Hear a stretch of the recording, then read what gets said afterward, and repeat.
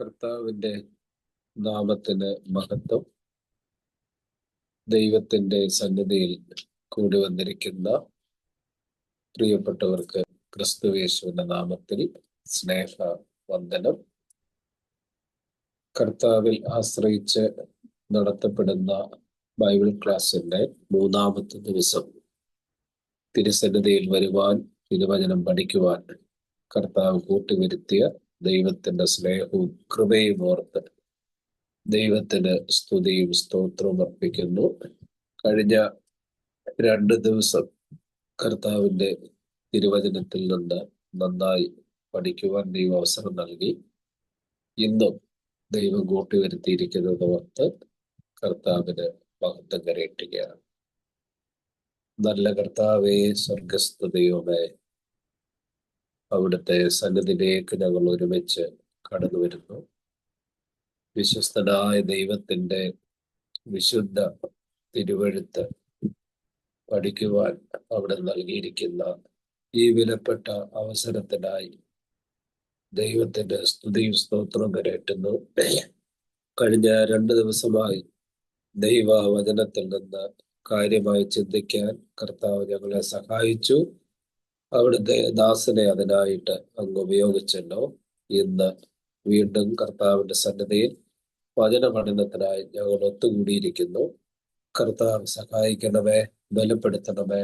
പഠിക്കുവാൻ ജ്ഞാനം, ബുദ്ധി, ഓർമ്മശക്തി എല്ലാം ദൈവം നൽകണം. കൂടാതെ പഠിച്ച കാര്യങ്ങൾ ദൈവത്തിന്റെ സന്നിധിയിൽ പ്രയോജനപ്പെടുത്തുവാൻ, ഞങ്ങളുടെ ജീവിതത്തിന്റെ പ്രായോഗിക പ്രവൃത്തികളായി മാറാൻ അവിടുന്ന് ഞങ്ങളെ സഹായിക്കണമേ, ബലപ്പെടുത്തണമേ എന്നോർത്ത് പ്രാർത്ഥിക്കുന്നു. കർത്താവിന്റെ ദാസനായി സ്തോത്രം ചെയ്യുന്നു. ആ പ്രിയപ്പെട്ടവനെ വീണ്ടും ഇന്ന് രാത്രിയിലും അവിടുന്ന് ഉപയോഗിക്കണമേ. അവിടുത്തെ തിരുവചനത്തിന്റെ യാഥാർത്ഥ്യങ്ങൾ വെളിപ്പെടുത്തുവാൻ അങ്ങ് സഹായിക്കണമേ എന്നോർത്ത് പ്രാർത്ഥിക്കുന്നു. യേശുവിൻ നാമത്തിൽ തന്നെ ആമേൻ. കർത്താവിന്റെ തിരുവചന പഠനമാണല്ലോ കഴിഞ്ഞ 2 ദിവസവും ഇന്നുമായി നാം നടത്തിക്കൊണ്ടിരിക്കുന്നത്.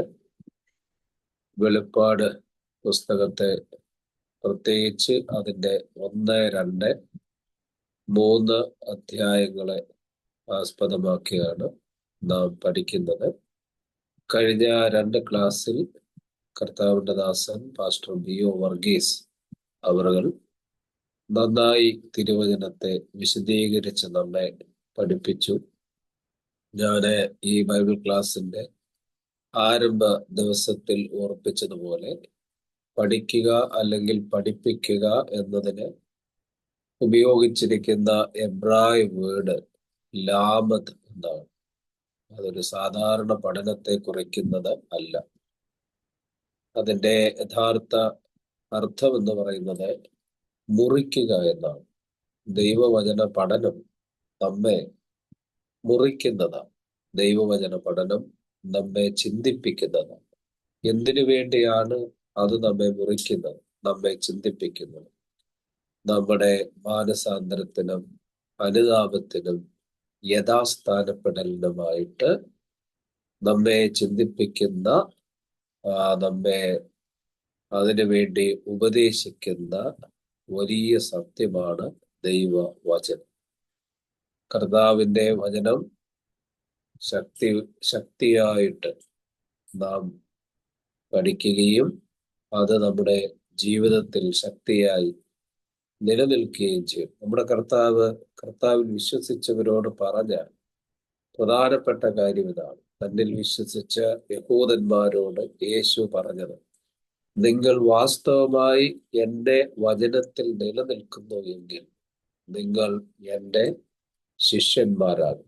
യേശുക്രിസ്തുവിന്റെ ശിഷ്യന്മാരായി ഈ ഭൂമിയിൽ ജീവിക്കാനായി യേശു വെച്ച ആ നിയമം അല്ലെങ്കിൽ അതിനുള്ള മാനദണ്ഡം എന്ന് പറയുന്നത് ദൈവവചനത്തിൽ നിലനിൽക്കുക എന്നുള്ള.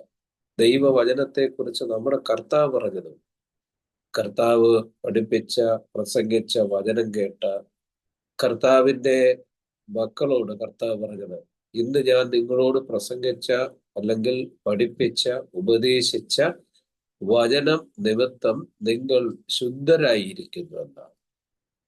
കർത്താവിന്റെ വലിയ പ്രവൃത്തികൾ നമ്മൾ പഴയ നിയമത്തിലും വായിക്കുന്നു. സീനായി മലയുടെ മുകളിൽ ദൈവം ഇറങ്ങി വരുന്നു വചനവുമായിട്ട്, ജനങ്ങൾക്ക് അത് കൊടുക്കുന്നു.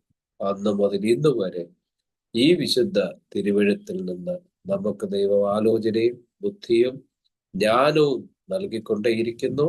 ഇന്നലെയും അതിന്റെ തലേ ദിവസവുമായി ഈ വചനത്തിൽ നിന്ന് ഭംഗിയായി നമ്മോട് സംസാരിച്ചു കൊണ്ടിരിക്കുന്നത് പാസ്റ്റർ ബിയോ വർഗീസ് അവറുകളാണ്. ഇന്ന് വീണ്ടും തുടർന്നുള്ള സമയങ്ങൾ അദ്ദേഹം കർത്താവിന്റെ വചനത്തിൽ നിന്ന് നമ്മെ പഠിപ്പിക്കും. അതിനായി ദൈവം അദ്ദേഹത്തെ സഹായിക്കട്ടെ. തുടർന്നുള്ള 1.5 മണിക്കൂർ കർത്താവിന്റെ വചനം പഠിപ്പിക്കാൻ ആ പ്രിയപ്പെട്ടവരെ ദൈവം സഹായിക്കട്ടെ. അതിനായി ക്ഷണിക്കുന്നു. ദൈവം അനുഗ്രഹിക്കട്ടെ.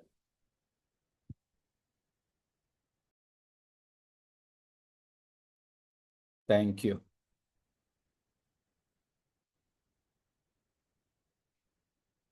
അനാദിയായും ശാശ്വതമായും ദൈവമായ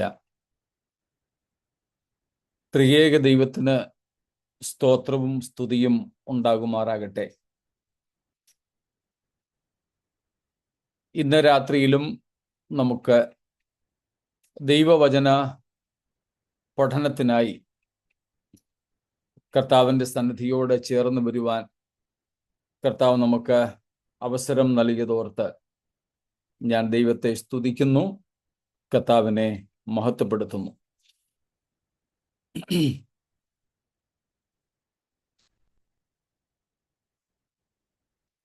കഴിഞ്ഞ 2 നാളുകൾ നമുക്ക് വെളിപ്പാട് പുസ്തകം ആദ്യത്തെ അധ്യായങ്ങളെ ആസ്പദീകരിച്ചുകൊണ്ട് ദൈവവചനം പഠിക്കുവാനായി ദൈവം അവസരങ്ങളെ നൽകി. ആദ്യത്തെ ദിവസം തന്നെ ഓർപ്പിച്ചതുപോലെ ഈ 3 അധ്യായങ്ങളുടെ വിശദമായ വിശകലന പഠനം ഈ 3 ദിവസങ്ങളിലെ ചുരുക്കമായ സമയങ്ങൾ കൊണ്ട് സാധ്യമല്ല. അതുകൊണ്ട് നമ്മൾ അതിനെ പൊതുവെ എടുത്ത് അതിലെ വിഷയങ്ങൾ സമകാലീന സഭയുമായിട്ട് താരതമ്യപ്പെടുത്തി പഠിക്കുവാനുള്ള ഒരു ശ്രമമാണ് നടത്തിയത്. 2-3 അധ്യായങ്ങളിലായിട്ട് നമ്മൾ 7 ആസ്യയിലെ സഭകളെ കാണുന്നു. ആസ്യയിൽ വേറെയും സഭകൾ ഉണ്ടായിരുന്നു എന്ന് നമ്മൾ മനസ്സിലാക്കുന്നു. എന്നാൽ 7 സഭകളെ മാത്രം എടുത്ത് പറഞ്ഞിരിക്കുന്നതിന് അർത്ഥം എക്കാലവുമുള്ള ദൈവസഭകളുടെ പ്രാതിനിധ്യം വഹിക്കുന്ന സ്വഭാവം ഈ 7 സഭകൾക്കുണ്ടായിരുന്നു എന്നുള്ളതാണ്. അതുപോലെ ഈ 7 സഭകളോടുള്ള കർത്താവിൻ്റെ സന്ദേശം പ്രാവചനികമായും നമുക്ക് ഉൾക്കൊള്ളാം.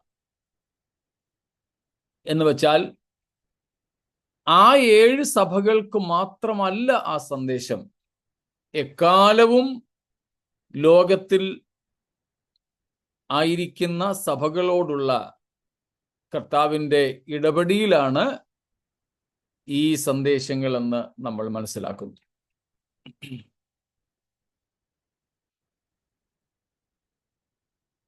അതിൽ ഈ 7 സഭകളിൽ 2 സഭകളെ കർത്താവ് കുറ്റം പറയുന്നില്ല.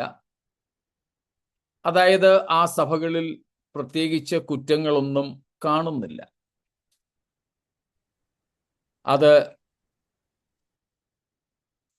Smyrna ദൈവസഭയും Philadelphia സഭയുമാണ്.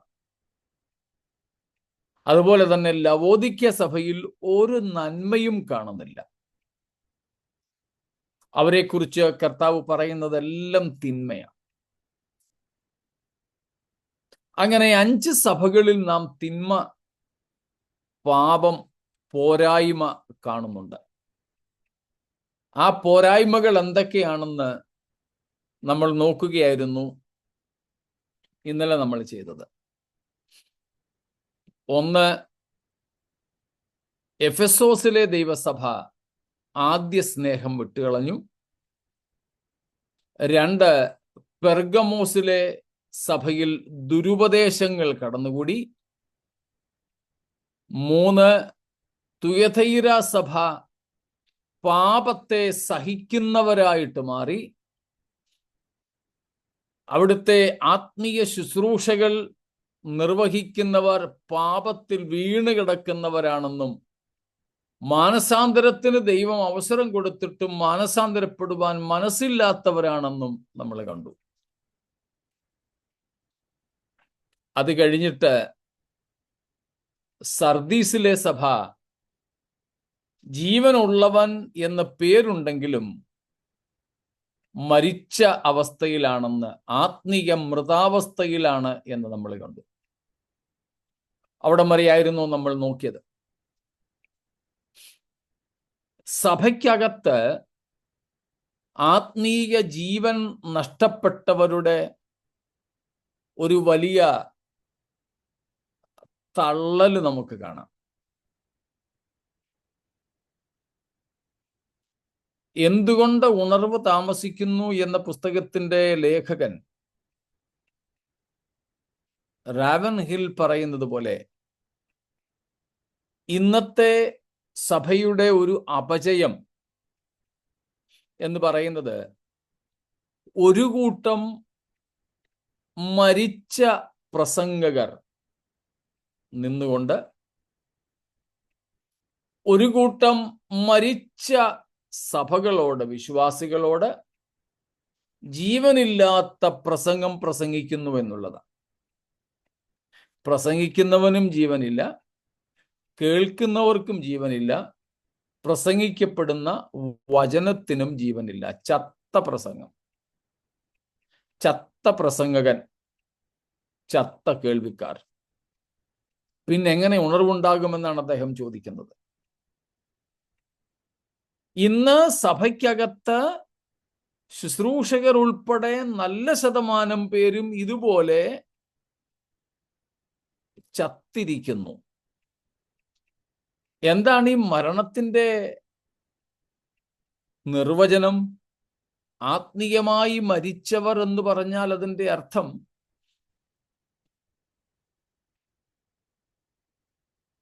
Conscious existence in separation from God.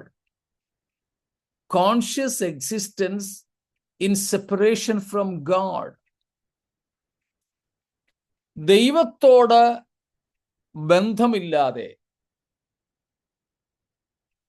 അപ്പോൾ തന്നെ സുബോധത്തോടുകൂടെ ജീവിച്ചിരിക്കുന്ന അല്ലെങ്കിൽ ആസ്തികതയിലായിരിക്കുന്ന അവസ്ഥയാണ്.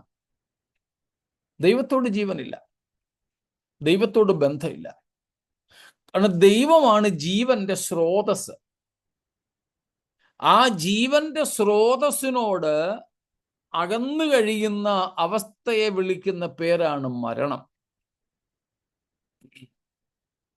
എഫേസ്യ ലേഖനം 4-ാം അധ്യായത്തിന്റെ 18-ാമത്തെ വാക്യം ഒന്ന് വായിക്കുമോ? എഫേസ്യ ലേഖനം 4:18. Ephesians 4:18.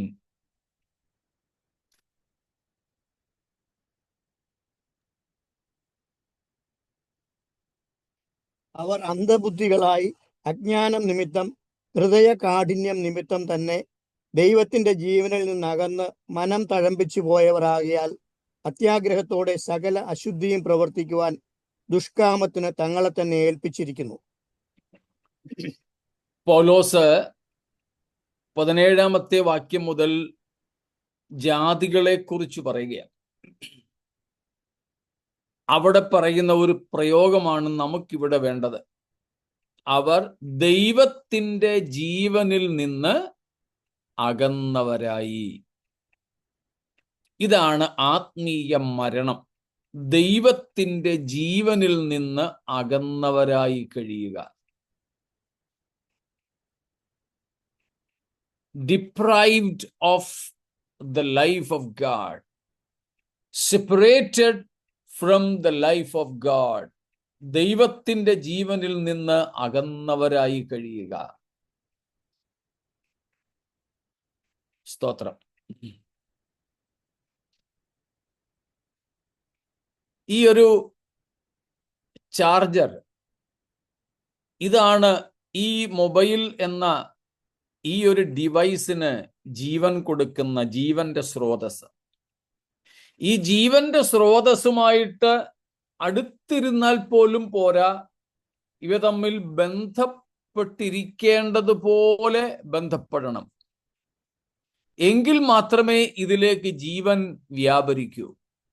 വളരെ അടുത്തിരുന്നാലും, വളരെ അടുത്താണ് ഇപ്പൊ ഇരിക്കുന്നത്, എന്നാൽ ആ കണക്ഷൻ ശരിയല്ല. അതുകൊണ്ട് ഇതിലുള്ള ജീവൻ വ്യാപരിക്കുന്നില്ല. ഇതുപോലെ പലരും സഭയ്ക്കകത്തുണ്ട്, പക്ഷേ ദൈവത്തോട് ബന്ധമില്ല. എങ്ങനെ അറിയാം ദൈവത്തോട് ബന്ധമില്ലെന്ന്? ആത്മീയമായി മരിച്ചവരുടെ ലക്ഷണം എന്താ? Spiritually dead people cannot sense the heart of God. They cannot respond to the demands of God. ആത്മീയമായി മരിച്ചവർക്ക് ദൈവത്തിൻ്റെ ഹൃദയസ്പന്ദനത്തെ തിരിച്ചറിയാൻ പറ്റില്ല. ആത്മീയമായി മരിച്ചവർക്ക് ദൈവത്തിൻ്റെ തിരുഹൃദയത്തിൻ്റെ സംവേദനത്തെ തിരിച്ചറിയാൻ കഴിയില്ല. തിരുഹിതത്തെ തിരിച്ചറിയാൻ പറ്റില്ല. ഇനി അഥവാ തിരിച്ചറിഞ്ഞാലും അനുസരണത്തോടെ ദൈവത്തിൻ്റെ ആവശ്യങ്ങളോട്, ദൈവത്തിൻ്റെ ഡിമാൻഡുകളോട് പ്രതികരിക്കുവാനും അവർക്ക് കഴിയില്ല. ഇന്ന് നമ്മുടെ സഭകൾക്കകത്തേക്ക് നോക്കിക്കേ. ദൈവഹൃദയത്തിൻ്റെ സ്പന്ദനങ്ങൾ നമ്മുടെ സഭകളിലെ എത്ര പേർക്കറിയാം? ദൈവഹൃദയത്തെ വേദനിപ്പിക്കുന്ന കാര്യങ്ങൾ നമ്മുടെ ഹൃദയത്തെ വേദനിപ്പിക്കുന്നുണ്ടോ? ദൈവത്തിൻ്റെ ഭാരങ്ങൾ നമ്മുടെ ഭാരങ്ങളാകുന്നുണ്ടോ? ദൈവത്തിന് ആനന്ദകരമായതിലാണോ നാം ആനന്ദിക്കുന്നത്? ഒന്ന് സ്വയം വിലയിരുത്താം. ഇല്ലാത്ത പക്ഷം നാമും സർദീസിനെ പോലെ മരിച്ചവരാ. സഭയ്ക്കകത്താണ് നാം, പക്ഷേ ജീവന്റെ ദാതാവായ ദൈവവുമായി നമുക്ക് ബന്ധമില്ല.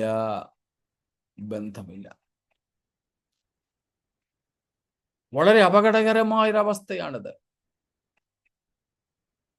മരിച്ചു കിടക്കുന്നെന്ന് അറിയാൻ പോലും വയ്യാത്തവരാണ്. നമ്മിൽ ജീവന്റെ തുടിപ്പിന്റെ ഒരു തുള്ളിയെങ്കിലും ബാക്കി ഉള്ളിടത്തോളം അത് നഷ്ടപ്പെടാതെ സൂക്ഷിക്കുവാനും ജീവദാതാവായ ദൈവത്തോട് നിരന്നുകൊള്ളുവാനും ഈ തിരുവെഴുത്തുകൾ നമുക്ക് ബുദ്ധിപദേശം നൽകുകയാണ്. സ്തോത്രം. എനിക്ക് സത്യത്തിൽ ജീവൻ ഉണ്ടെങ്കിൽ ഞാൻ എൻ്റെ ദൈവത്തിൻ്റെ ഹൃദയത്തിൻ സ്പന്ദനങ്ങളെ തിരിച്ചറിയും. തിരുഹൃദയത്തിൻ്റെ വാഞ്ച എന്തെന്ന് എനിക്ക് മനസ്സിലാക്കാൻ പറ്റും. എനിക്കതിനോട് അനുസരണഭാവത്തോടെ പ്രതികരിക്കുവാൻ സാധിക്കും. സ്തോത്രം. ആത്മീയമായി മരിച്ചവരെ കൊണ്ട് ഇന്നത്തെ നമ്മുടെ സഭകൾ നിറഞ്ഞിരിക്കുമ്പോൾ, എൻ്റെ ശ്രോതാക്കളെ, ദൈവം നമ്മെ വിളിക്കുന്നത് അവരുടെ ഇടയിൽ നിന്നും ഉയർത്തെഴുന്നേൽക്കുവാൻ വേണ്ടിയാണ്. മരിച്ചവരുടെ ഇടയിൽ നിന്നും ഒരു ഉയർപ്പ്. ആത്മീയമായ ഭാഷയാണ്, അക്ഷരീയമായ ഭാഷയല്ല ഞാനിവിടെ ഉപയോഗിക്കുന്നത്. സ്തോത്രം.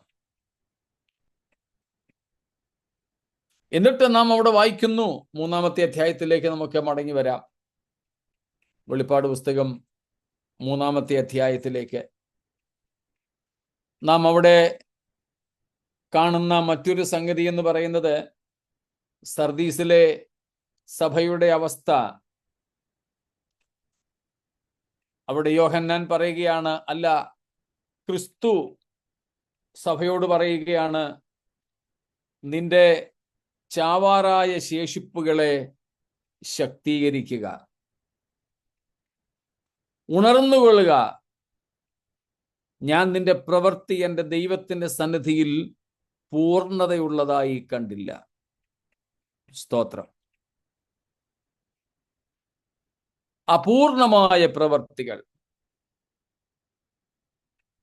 ദൈവസന്നിധിയിൽ പൂർണ്ണത ഇല്ലാത്ത പ്രവർത്തികൾ, പൂർണ്ണതയില്ലാത്ത പ്രവർത്തികൾ. അപ്പോൾ കർത്താവ് ഇവിടെ ആവശ്യപ്പെടുകയാണ് ഉണരുവാൻ, അതുപോലെ ചാവാറായ ശേഷിപ്പുകളെ ശക്തീകരിക്കുവാൻ. സ്തോത്രം. No active communion with God. ദൈവത്തോട് ബന്ധമില്ല. Separated from the life of God. ദൈവത്തിന്റെ ജീവനിൽ നിന്നും അകന്നവരായി കഴിയുന്നു. സ്തോത്രം. Inactive in the purpose and will of God. ആ അവസ്ഥകളിൽ നിന്നും കർത്താവ് നമ്മെ തിരികെ വിളിക്കുകയാണ്. സ്തോത്രം.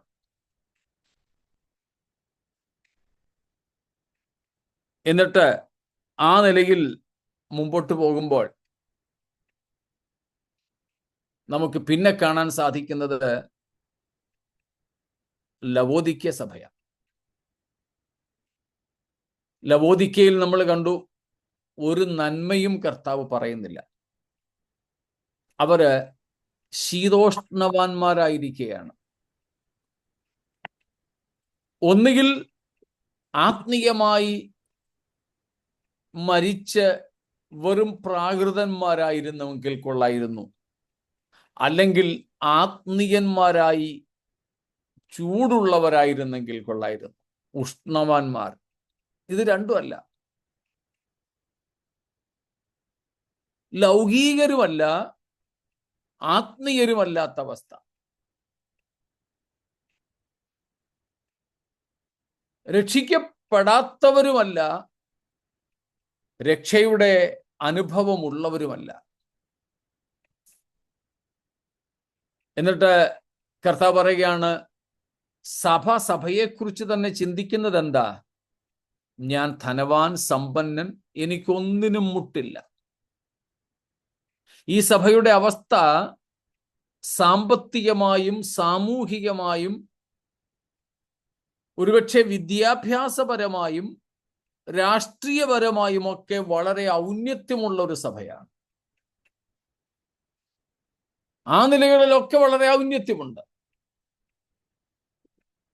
പക്ഷേ ദൈവവുമായിട്ടുള്ള ബന്ധങ്ങളില്ല. എന്നാൽ കർത്താവ് സഭയെക്കുറിച്ച് പറയുന്നത് നേരെ തിരിച്ച. സഭ പറയുന്ന സാക്ഷ്യമല്ല കർത്താവ് സഭയെക്കുറിച്ച് പറയുന്നത്. അതിൻ്റെ 17ഉം 18ഉം വാക്യങ്ങളൊന്ന് വായിക്കാമോ? 3:17ഉം 18ഉം.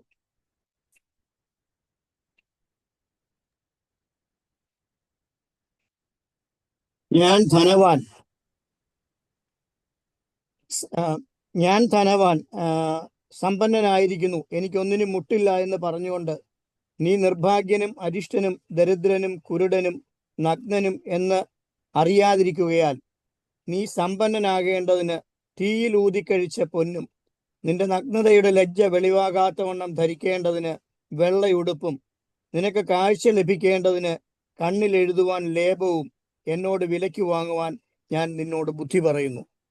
സ്തോത്രം. സഭ തന്നെക്കുറിച്ച് പറയുന്നത്, ഞാൻ ധനവാൻ, സമ്പന്നൻ, എനിക്കൊന്നിനും മുട്ടില്ല. എന്നാൽ ക്രിസ്തു സഭയെക്കുറിച്ച് പറയുന്നു.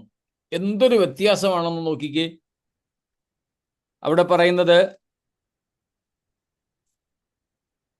നീ നിർഭാഗ്യവാനാണ്, അരിഷ്ടനാണ്, കുരുടനാണ്, ദരിദ്രനാണ്, നഗ്നനാണ്.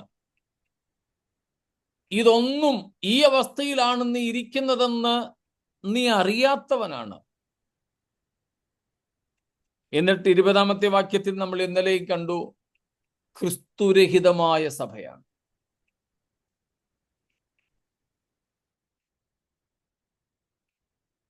നിർഭാഗ്യവാനും അരിഷ്ടനുമായ അവസ്ഥ, ഏറ്റവും നികൃഷ്ടമായ, ഏറ്റവും പരിതാപകരമായ അവസ്ഥയിൽ കിടക്കുന്ന ഒരു സഭയാണിത്. ഇന്നത്തെ സഭകളുടെ അവസ്ഥകളല്ലേ ഏറ്റവും നികൃഷ്ടമായ നിലയിൽ, ഏറ്റവും ലജ്ജാകരമായ നിലയിൽ കിടക്കുന്നു. കുരുടനാണ്, ആത്മീയ കണ്ണുകൾ അടഞ്ഞു, ദൈവിക പരിജ്ഞാനമില്ല, നിത്യതയെക്കുറിച്ചുള്ള ബോധമില്ല. നഗ്നനായിരിക്കുന്നു, നൂല് വസ്ത്രമില്ലാതെ കിടക്കുമ്പോഴും സഭ പറയുന്നത് എനിക്കൊന്നിനും കുറവില്ലെന്ന്. എന്താ ഈ നഗ്നതയുടെ അർത്ഥം? ലജ്ജാകരമായ രഹസ്യങ്ങൾ പൊതുജനത്തിന്റെ മുമ്പിൽ വെളിവാകുകയാണ്. ഇന്ന് നമ്മുടെ സഭകളെ നോക്കിക്കേ, സഭാതലങ്ങളിൽ എത്രയോ കേസുകൾ നടക്കുന്നുണ്ട്. എവിടെയാണിത്? രഹസ്യമായിട്ടാ? പത്രവാർത്തകളും ദൃശ്യമാധ്യമങ്ങളിലും ഒക്കെ അത് വെളിവാകുന്നില്ലേ? ഞാൻ ഈ കഴിഞ്ഞിടയ്ക്ക് കേട്ടു, കേരളത്തിലെ ഒരു പ്രത്യേക ഒരു സഭാവിഭാഗം, അതിൽ തന്നെയുള്ള 2 കൂട്ടർ തമ്മിൽ എന്തോ മണ്ണിനു വേണ്ടി അടിയുണ്ടാക്കി. ഒടുവിൽ കോടതിയിൽ കേസെത്തി. 2 കൂട്ടരും കോടതിയിൽ ഹർജി നൽകി. ഒടുവിൽ പാസ്റ്റർ സോവാൻസോ എന്ന് എഴുതിയപ്പോൾ കോടതി ചോദിച്ചത്രേ, നിങ്ങൾക്ക് നാണമില്ലേ ഇതുപോലെയുള്ള കാര്യങ്ങളുമായി വന്നിട്ട് അതിനും അടിയിൽ പാസ്റ്റർ ഇന്നയാളെന്ന് എഴുതി വെക്കാൻ? നോക്കൂ, ഏറ്റവും രഹസ്യമായിരിക്കേണ്ട കാര്യങ്ങൾ പോലും ഇന്ന് പരസ്യമായി തീർന്നിട്ട് സഭ പരസ്യകോലമാവുകയാണ്. കർത്താവിന്റെ നാമത്തിനും അത് അപമാനമായി ഭവിക്കുകയാണ്. ഇതാണ് നഗ്നൻ എന്നവിടെ പറയുന്നത്. ഏറ്റവും ദുഃഖകരമായ കാര്യമാണ്, സ്തോത്രം, ക്രിസ്തു ഇല്ലാത്ത സഭയായി മാറിയിരിക്കുന്നു. ക്രിസ്തു ഇല്ലാത്ത സഭയായി മാറിയിരിക്കുന്നു. ഒരുപക്ഷെ നിങ്ങൾക്കറിയാമായിരിക്കും ദൈവജനത്തിന്റെ ഏറ്റവും വലിയ പ്രത്യേകത എന്താണെന്ന്. The very distinguishing factor of the people of God. ദൈവജനത്തെ പഴയ നിയമത്തിലായാലും പുതിയ നിയമത്തിലായാലും മറ്റുള്ള എല്ലാവരിൽ നിന്നും വ്യത്യസ്തരാക്കുന്ന ഘടകം നമുക്ക് പുറപ്പാട് പുസ്തകം 33-ാം അധ്യായത്തിന്റെ 16-ാം വാക്യത്തിൽ കാണാൻ പറ്റും. പുറപ്പാട് 33:16, എക്സോഡസ് 33:16.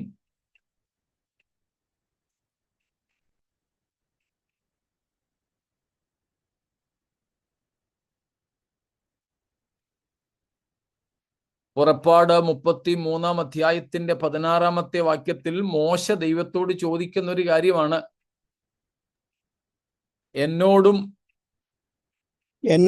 നിന്റെ ജനത്തോടും കൃപ ഉണ്ട് എന്നുള്ളത് ഏതിനാൽ അറിയും? നീ ഞങ്ങളോടുകൂടെ പോരുന്നില്ലയോ? അങ്ങനെ ഞാനും നിന്റെ ജനവും ഭൂതലത്തിലുള്ള സകല ജാതികളിലും വെച്ച് വിശേഷതയുള്ളവരായിരിക്കും എന്ന് പറഞ്ഞു. മോശ ദൈവത്തോട് ചോദിക്കുകയാണ്, എന്നോടും നിന്റെ ജനമായ ഇസ്രായേലിനോടും അങ്ങയ്ക്ക് കൃപയുണ്ടെന്ന് ഏതൊന്നിനാൽ അറിയാം? മന്ന തരുന്നതിനാലാണോ? മാംസം ഇറച്ചി തരുന്നത് കൊണ്ടാണോ? പാറയെ പിളർന്ന് ദാഹജലം അല്ലെങ്കിൽ ജീവജലം ഒഴുക്കി തരുന്നത് കൊണ്ടാണോ അങ്ങേക്ക് ഞങ്ങളോട് കൃപയുണ്ടെന്ന് അറിയുന്നത്? അല്ല.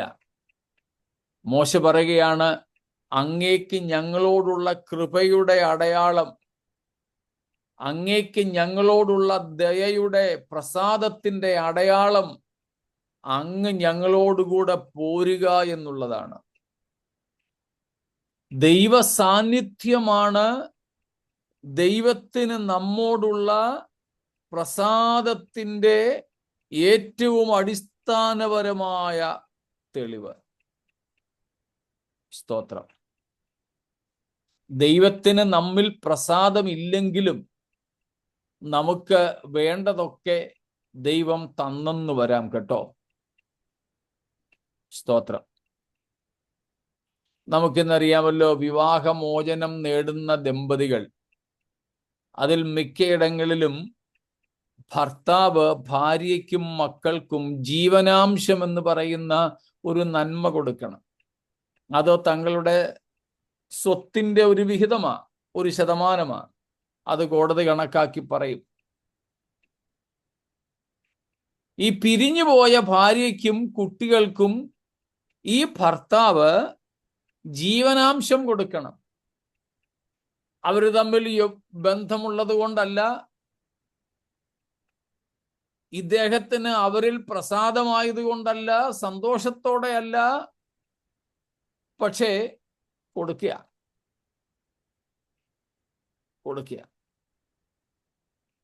പ്രിയരെ, ദൈവത്തിന് നമ്മിൽ പ്രസാദമില്ലെങ്കിലും ദൈവം നമുക്ക് നന്മകളും ഭൗമികമായ ഉയർച്ചകളും തന്നിരിക്കും. അതൊന്നും ദൈവത്തിന് നമ്മോടുള്ള കൃപാകടാക്ഷത്തിന്റെ തെളിവുകളായി കണ്ടുകൂടാ. ദൈവത്തിന് നമ്മോടുള്ള കൃപയുടെ അടയാളം കർത്താവ് നമ്മോട് കൂടെ ഇരിക്കുക എന്നുള്ളതാണ്. ദൈവത്തിന്റെ സാന്നിധ്യത്തിന്റെ സാമീപ്യം എന്ന് ഞാൻ അതിനെ വിളിക്കും. ദൈവ സാന്നിധ്യത്തിന്റെ സാമീപ്യം.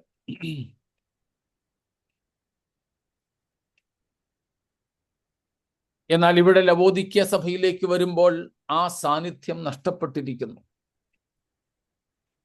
1-ാമത്തെ അധ്യായത്തിൽ 7 പൊൻനിലവിളക്കുകളുടെ നടുവിലൂടെ നടക്കുന്ന കർത്താവ് ലവോദിക്യ സഭയിലെത്തിയപ്പോഴേക്കും സഭയിൽ നിന്നും ഇറങ്ങിപ്പോയി. യേശു ഇറങ്ങിപ്പോയത് ഇവരാരെങ്കിലും കണ്ടോ, അറിഞ്ഞോ? ഇല്ല. കർത്താവ് അവരെ വിട്ടുപോയിട്ടും അവർക്ക് അത് തിരിച്ചറിയാൻ കഴിഞ്ഞിട്ടില്ല. മറിയയും യോസേഫും ഒക്കെ യേശു എന്ന 12 വയസ്സുകാരനുമായി ദേവാലയത്തിൽ പോയി വന്നതുപോലെ തങ്ങളുടെ സ്നേഹിതരോട് കൂടെ കാണും എന്ന് കരുതി അവർ ഒരു പകല് മുഴുവനും യാത്ര ചെയ്തു. യേശു ഇല്ലാത്ത ഒരു യാത്ര. പലരുടെയും യാത്രകൾ അങ്ങനെയാണ്. യേശു ഇല്ലാത്ത യാത്രയാണ്. പല സഭകളിലും യേശു ഇല്ല. വല്ലപ്പോഴും പോലും കർത്താവൊന്ന് വരുന്നില്ല അവിടെ. വല്ലപ്പോഴും പോലും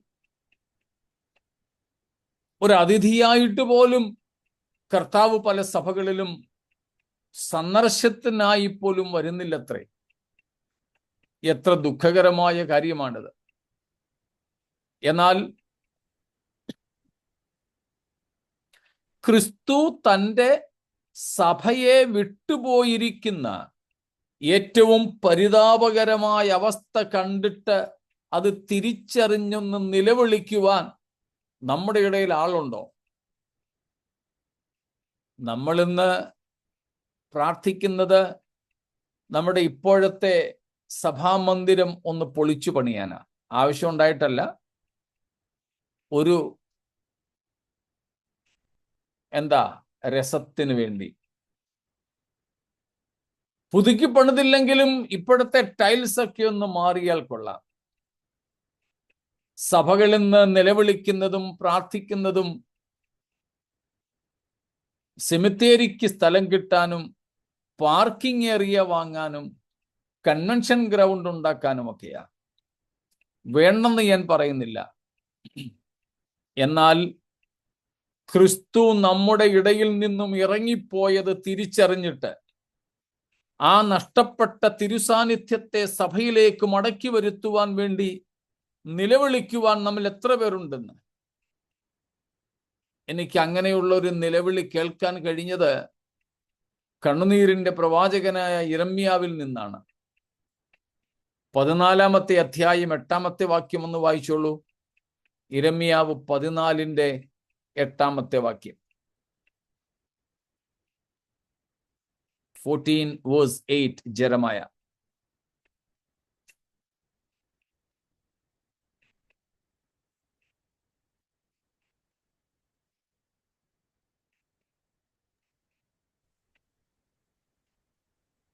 ഇസ്രയേലിന്റെ പ്രത്യാശയും കഷ്ടകാലത്ത് അവന്റെ രക്ഷിതാവും ആയുള്ളോവേ, നീ ദേശത്തെ പരദേശിയെ പോലെയും ഒരു രാപ്പാർക്കുവാൻ മാത്രം കൂടാരമടിക്കുന്ന വഴിപോക്കനെ പോലെയും ആയിരിക്കുന്നത് എന്ത്? സ്തോത്രം. എനിക്ക് തോന്നുന്നു നമ്മുടെ കൂട്ടത്തിൽ അധികവും സഹോദരന്മാരാണ്. ഇനി സഹോദരിമാരും ആയിക്കൊള്ളട്ടെ, കുഴപ്പമില്ല. നമ്മൾ അധ്വാനിച്ച് നമ്മുടെ വിയർപ്പിന്റെ പണം കൊണ്ട് വാങ്ങിയ സ്ഥലത്ത് നമ്മുടെ പണം കൊണ്ട് വെച്ച വീട്, നമ്മുടെ പേരിലുള്ള സ്ഥലവും വീടും. എന്നാൽ അവിടെ നമ്മൾ ഇപ്പോൾ യിരെമ്യാവ് പറഞ്ഞതുപോലെ മാത്രം ആഴ്ചയിൽ ഒരു വൈകുന്നേരം മാത്രം ഒന്ന് വന്ന് കുറച്ച് തുണിയൊക്കെ എടുത്തുകൊണ്ട് പോകുന്നു. അടുത്ത ഒരു ദിവസം എപ്പോഴെങ്കിലും ഒന്ന് വന്ന് തുണിയൊക്കെ ഒന്ന് കഴുകി ഉണക്കി എടുത്തുകൊണ്ട് പോകുന്നു. വീട്ടിൽ അവിടെ ഉള്ളവരോടൊരു മിണ്ടാട്ടവുമില്ല.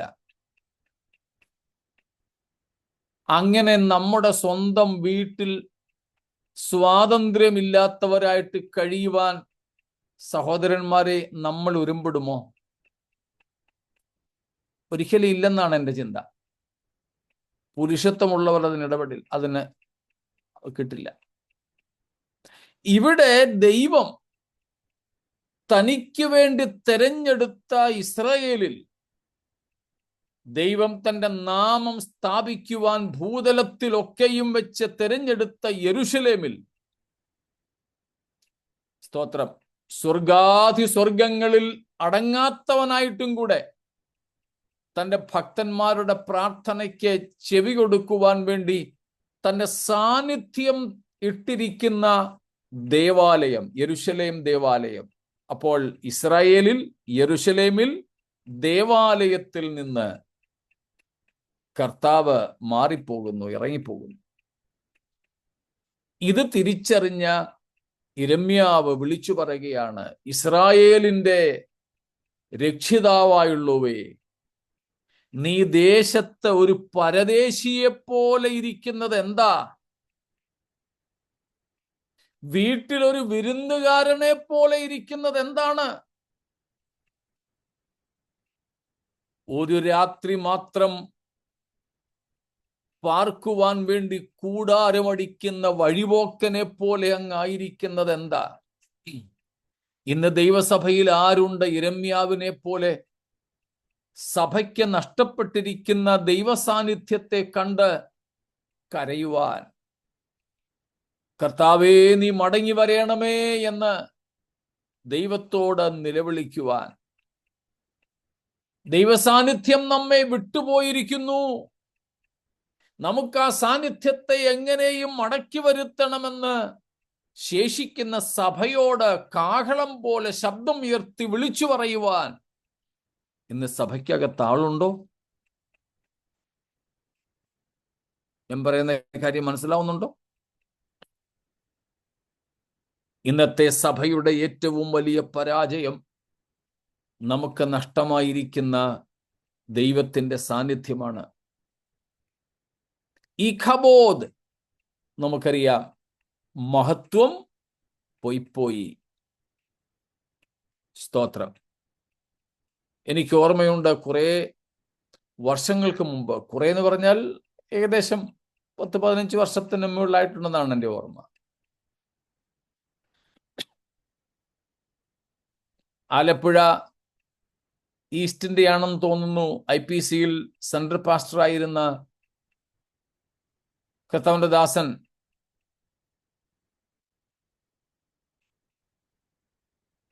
MV വർഗീസ്, അദ്ദേഹം സിംഗപ്പൂരിലാണോ മലേഷ്യയിലായിരുന്നോ എന്ന് ഓർമ്മയില്ല. അവിടുത്തെ അനുഭവക്കുറിപ്പുകൾ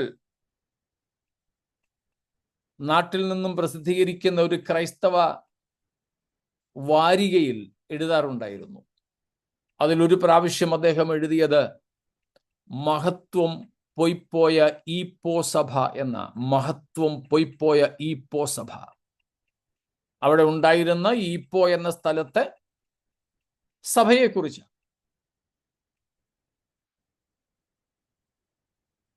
ഇന്ന് മഹത്വം പൊയ്പോയ സഭകളായി നമ്മുടെ കൂടിവരവുകൾ അധപ്പതിച്ചിരിക്കുമ്പോൾ അത് കണ്ട് നിലവിളിക്കുവാൻ നമ്മുടെ ഇടയിൽ ചിലർ എഴുന്നേൽക്കുമാറാകട്ടെ. മറ്റു പല ആവശ്യങ്ങളും എനിക്കും നിങ്ങൾക്കും ഉണ്ടാകാം. എന്നാൽ അവയ്ക്കല്ല പ്രാധാന്യം. നമുക്ക് ഒരുമിച്ച് ദൈവത്തോട് നിലവിളിക്കാം. അങ്ങയുടെ സഭയെ, അങ്ങയുടെ ആലയത്തെ വിട്ടുപോയിരിക്കുന്ന കർത്താവെ, അങ്ങയുടെ സഭയിലേക്ക് അങ്ങ് മടങ്ങി വരണമേ. പ്രിയരെ, ആള് കൂടിയാലും കുറഞ്ഞാലും, പണം കൂടിയാലും കുറഞ്ഞാലും, ക്രിസ്തു ഇല്ലാത്ത ഒരു കൂടിവരവായി നമ്മുടെ കൂടിവരവുകൾ തീരരുത്.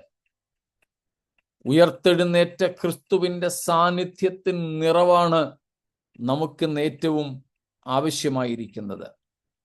സ്തോത്രം.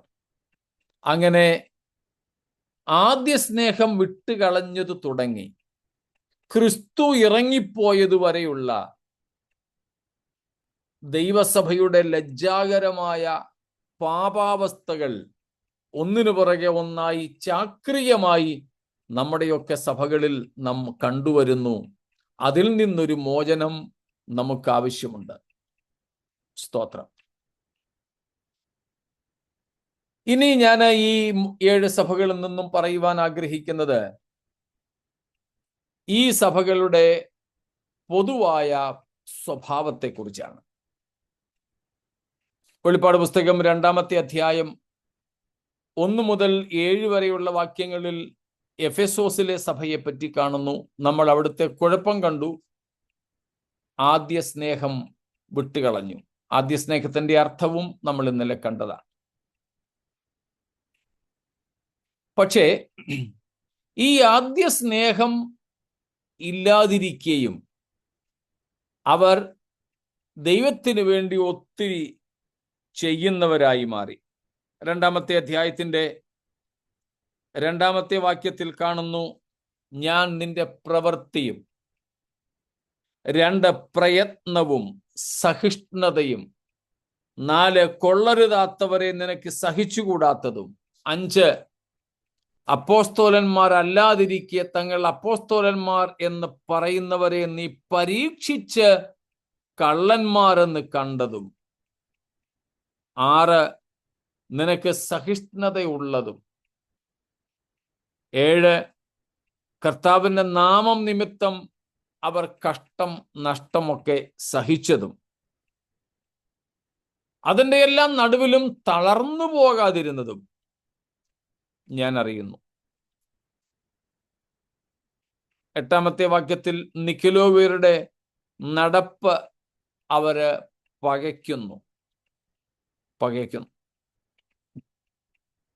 കുറഞ്ഞത് ഈ 9 നന്മകൾ ഈ സഭയിലുണ്ട്, എഫെസോ സഭയിൽ. പക്ഷെ എന്തില്ല? ആദ്യ സ്നേഹമില്ല. അപ്പോൾ സ്നേഹമില്ലാതെയും എഫെസോ സഭയ്ക്ക് ശുശ്രൂഷയിൽ മുന്നിട്ട് നിൽക്കാം. മനസ്സിലായോ? കർത്താവിനോട് വ്യക്തിപരമായ സ്നേഹബന്ധമില്ലാതെയും എന്താകാം? ശുശ്രൂഷകളാകാം. സ്തോത്രം. എന്നാൽ നമ്മുടെ കർത്താവോ സ്നേഹമില്ലാതെ നൽകുന്ന ഒരു ശുശ്രൂഷയിലും പ്രസാദിക്കാത്തവനാണ്. സ്തോത്രം. അപ്പൊ കർത്താവ് ഇന്നും നമ്മോട് ആവശ്യപ്പെടുന്നത് ഫസ്റ്റ് ലവ്, ഒന്നാം സ്ഥാനം, സ്നേഹത്തിൽ, സ്നേഹിതരിൽ ഒന്നാം സ്ഥാനം കർത്താവിന് കൊടുക്കുക. സ്തോത്രം. അതല്ലാതെയും നമുക്ക് ഈ പറഞ്ഞ 9 തരം പ്രവൃത്തികളും ശുശ്രൂഷകളും നടത്താം. വളരെ നല്ല നല്ല കാര്യങ്ങൾ ആ കൂട്ടത്തിലുണ്ട്, വളരെ ശ്രേഷ്ഠമേറിയ കാര്യങ്ങൾ ആ കൂട്ടത്തിലുണ്ട്. പക്ഷേ അതെല്ലാം ആ ഒരു കുറവിന്റെ മുമ്പിൽ നിഷ്പ്രഭമായി. പ്രിയരെ, നാം ഇന്ന് കർത്താവിന് വേണ്ടി ചെയ്യുന്ന കാര്യങ്ങൾ സ്നേഹത്തിൽ നിന്നാണോ? നമ്മൾ പാടാറുണ്ടല്ലോ, സ്നേഹത്തിലൂടെയെല്ലാം കാണുവാൻ, സ്നേഹത്തിൽ തന്നെയെല്ലാം ചെയ്യുവാൻ എന്ന്. സ്തോത്രം.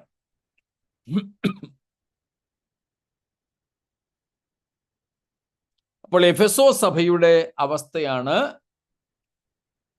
ആദ്യ സ്നേഹം വിട്ടുകളഞ്ഞിട്ട് ശുശ്രൂഷയിൽ മുന്നേറുന്ന ഒരു സഭ. പക്ഷേ കർത്താവ് അവരോട് കർക്കശത്തോടെ പറയുന്നു, എനിക്ക് സ്നേഹമില്ലാത്ത നിങ്ങളുടെ പ്രവർത്തികളല്ല ആവശ്യം, സ്നേഹമില്ലാത്ത നിങ്ങളുടെ ശുശ്രൂഷയല്ല എനിക്ക് ആവശ്യം. പിന്നെ സ്തോത്രം, നിങ്ങളുടെ ആദ്യ സ്നേഹമായി ഞാൻ മാറുക, പിന്നെ നിങ്ങൾക്ക് എന്ത് വേണമെങ്കിലും ചെയ്യുക. സ്തോത്രം. മനസ്സിലാവുന്നുണ്ടോ?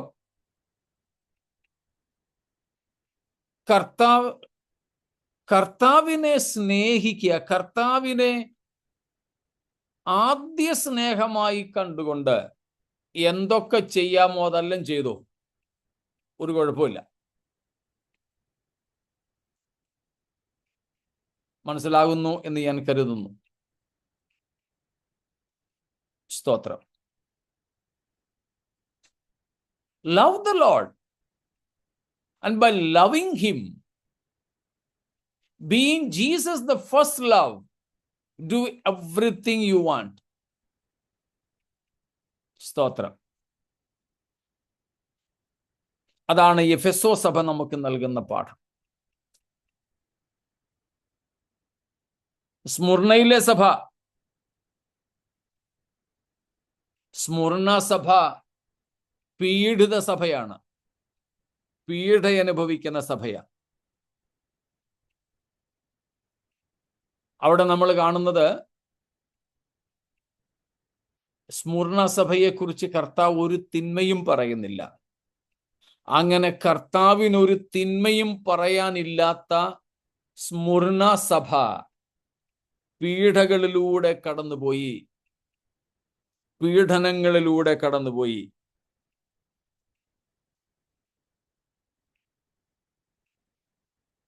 അതുപോലെ തന്നെയാണ് 3-ാം അധ്യായം 7 മുതൽ 13 വരെയുള്ള വാക്യങ്ങളിൽ നമ്മൾ കാണുന്ന ഫിലദൽഫിയയിലെ സഭ. അവിടെയും അവരെക്കുറിച്ചൊരു തിന്മയും കർത്താവ് പറയുന്നില്ല. പക്ഷേ ആ ഫിലദൽഫിയ സഭയും ഏറെ പീഡനങ്ങൾക്ക് വിധേയപ്പെട്ട സഭയാണ്. ഈ 7 സഭകളിൽ ഒരു കുറ്റവും പറവാനില്ലാത്ത ഈ 2 സഭകളാണ് ഏറ്റവും കൂടുതൽ പീഡകളിലൂടെ, പരീക്ഷണങ്ങളിലൂടെ, പരിശോധനകളിലൂടെ കടന്നുപോയത്. അതിലൂടെ നമുക്ക് ലഭിക്കുന്ന പാഠം എന്തെന്നാൽ, നമ്മുടെ ജീവിതത്തിൽ നേരിടുന്ന പ്രശ്നങ്ങളും പ്രതികൂലങ്ങളും, നമുക്കുണ്ടാവുന്ന പീഡനങ്ങളും ഉപദ്രവങ്ങളും ഒന്നും നമ്മുടെ വിശുദ്ധിക്ക് ആനുപാതികമായിട്ടല്ല എന്ന് മനസ്സിലാക്കണം. സ്തോത്രം. മനസ്സിലാവുന്നുണ്ടോ? നമ്മുടെ ഇടയിലുള്ള തെറ്റായൊരു ധാരണയാണ്, എനിക്ക് പ്രശ്നങ്ങളൊന്നുമില്ല, അതിൻ്റെ അർത്ഥം ഞാൻ ആള് മോശക്കാരനല്ല, ഞാൻ വിശുദ്ധനാണ്. സ്തോത്രം. അപ്പോൾ തന്നെ മറ്റൊരാൾ പീഡകളിലൂടെ കടന്നു പോകുന്നത് കണ്ടാൽ നമ്മൾ അവനെ മാറി നിന്ന് കുറ്റം വിധിക്കും. അവനാള് മോശമായതുകൊണ്ടാ. സ്തോത്രം. അല്ല പ്രിയരെ, എന്നെ പരിശുദ്ധാത്മാവ് പഠിപ്പിച്ച ഒരു ഉദാഹരണം പറയാം. നമ്മളൊക്കെ നാട്ടിൽ ഇറച്ചിക്കോഴികളെ കണ്ടിട്ടുണ്ട്. നിങ്ങളുടെ രാജ്യത്ത് എങ്ങനെയാണെന്ന് എനിക്ക് അറിഞ്ഞുകൂടാ.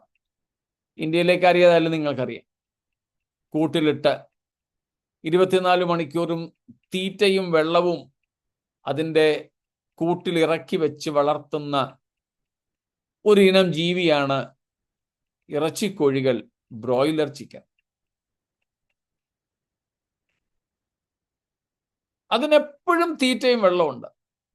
അതിന് തീറ്റ തേടി എങ്ങും പോകേണ്ടതില്ല. അതിൻ്റെ കാലും ചുണ്ടും അതിനെ അഴുക്കാക്കണ്ട. അതിനൊരു ചുവട് പോലും ആഹാരവും വെള്ളവും തേടി നടക്കണ്ട.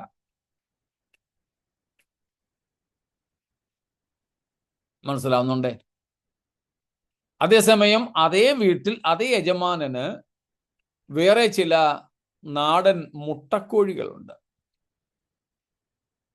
പക്ഷേ അതിങ്ങനെ പരിയമ്പുറം തോറും നടന്ന് ചകഞ്ഞ് ചിക്കി തൻ്റെ ജീവസന്ധാരണം നടത്തുന്നത്. അപ്പോൾ ഈ കൂട്ടിക്കിടക്കുന്ന ഇറച്ചിക്കോഴി ഈ പുറത്തൂടെ ഇങ്ങനെ തീറ്റ പരതി നടക്കുന്ന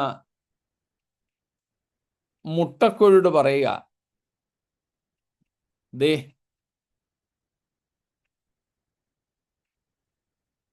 എന്താ, യജമാനന് ഞങ്ങളോടാണ് ഭയങ്കര സ്നേഹം.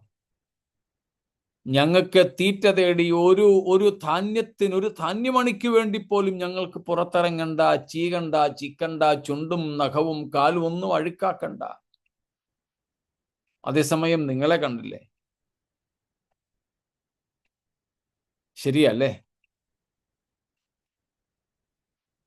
എന്നാൽ ആ സമയം ആ മുട്ടക്കോഴികൾ പറയും, സാരമില്ല, നിങ്ങളെ തീറ്റി ഇറച്ചി വെപ്പിക്കുകയായി എത്രയും പെട്ടെന്ന് കശാപ്പ് ചെയ്യാൻ. എന്നാൽ ഞങ്ങൾക്ക് തീറ്റ അല്പം കുറച്ച് തന്നുകൊണ്ടും അന്നന്ന് ദിവസത്തെ അതാത് ദിവസത്തേക്കുള്ള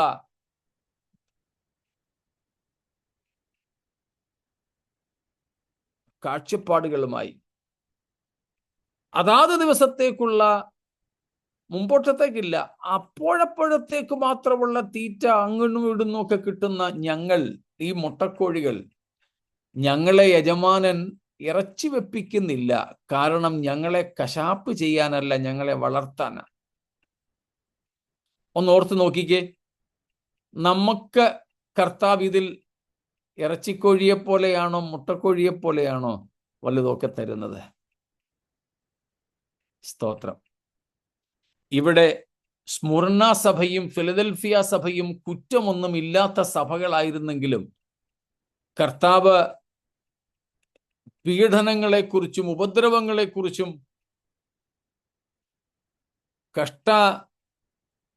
നഷ്ടങ്ങളെക്കുറിച്ചുമൊക്കെ ഈ രണ്ട് സഭകളോടാണ് കൂടുതലും പറയുന്നത്. നാം എത്ര വിശുദ്ധരായിരുന്നാലും ഉപദ്രവങ്ങളും കഷ്ടങ്ങളും പീഡകളും ഒഴിഞ്ഞു പോകുമെന്ന് കരുതരുത്. ഞാൻ ഇത്രയുമൊക്കെ നന്നായിട്ട് ജീവിച്ചല്ലോ, എന്നിട്ടും എനിക്ക് എന്ത് ഇങ്ങനെ എന്നും പറഞ്ഞുകൊണ്ട് വിശ്വാസം ത്യജിക്കരുതാരും, പ്ലീസ്. പകരം നാം വിശുദ്ധരായിട്ട് ജീവിക്കും തോറും നമ്മുടെ ജീവിതത്തിൽ ഉപദ്രവങ്ങളും കഷ്ടങ്ങളും ഏറി വരാം.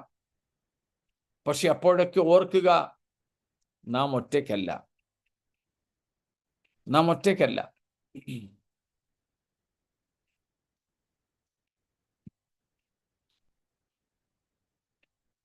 നാം ആത്മാവിൽ സേവിക്കുന്ന കർത്താവും നമ്മോടൊപ്പമുണ്ട് എന്നുള്ള കാര്യം ഉറപ്പുവരുത്തുക. അതാണ് ഈ രണ്ട് സഭകളോടുള്ള ബന്ധത്തിൽ നമുക്ക് പഠിക്കാനായിട്ടുള്ളത്. പിന്നെയുള്ളത് നാം കാണുന്നത് പെർഗമോസ.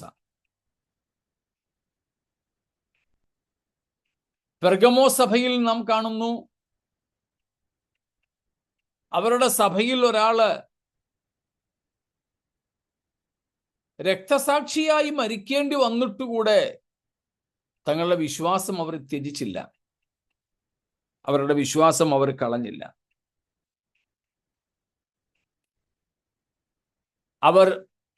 അവിടെ നിന്നും നമുക്ക് ലഭിക്കുന്ന പാഠം, ഭൂതകാലത്ത് നമ്മൾ എന്ത് ചെയ്തു, എന്ത് സഹിച്ചു എന്നുള്ളതല്ല പ്രസക്തം. സ്തോത്രം. അങ്ങനെ കർത്താവിന്റെ വിശ്വസ്ത സാക്ഷിയായ അന്തിപ്പാസിനെ കൊന്ന കാലത്തുപോലും വിശ്വസ്തയോടെ നിന്ന ഈ സഭ പിൽക്കാലത്ത് ദുരുപദേശങ്ങൾക്ക് കീഴ്പ്പെട്ടു പോയി, തെറ്റായ പഠിപ്പിക്കലുകൾക്ക് അവർ വശംവദരായി. സ്തോത്രം. നമ്മുടെ ഭൂതകാലം അല്ല പ്രസക്തമായിരിക്കുന്നത്, വർത്തമാനകാലമാണ്. സ്തോത്രം. നമ്മുടെ ഭൂതകാലം നമ്മൾ കർത്താവിന് വേണ്ടിയൊക്കെ ഒത്തിരി ചെയ്തവരാകാം, ഓടിയവരാകാം, ശരിയാ, കാര്യമില്ല. അത് നമ്മൾ വളരെ സൂക്ഷിക്കണം.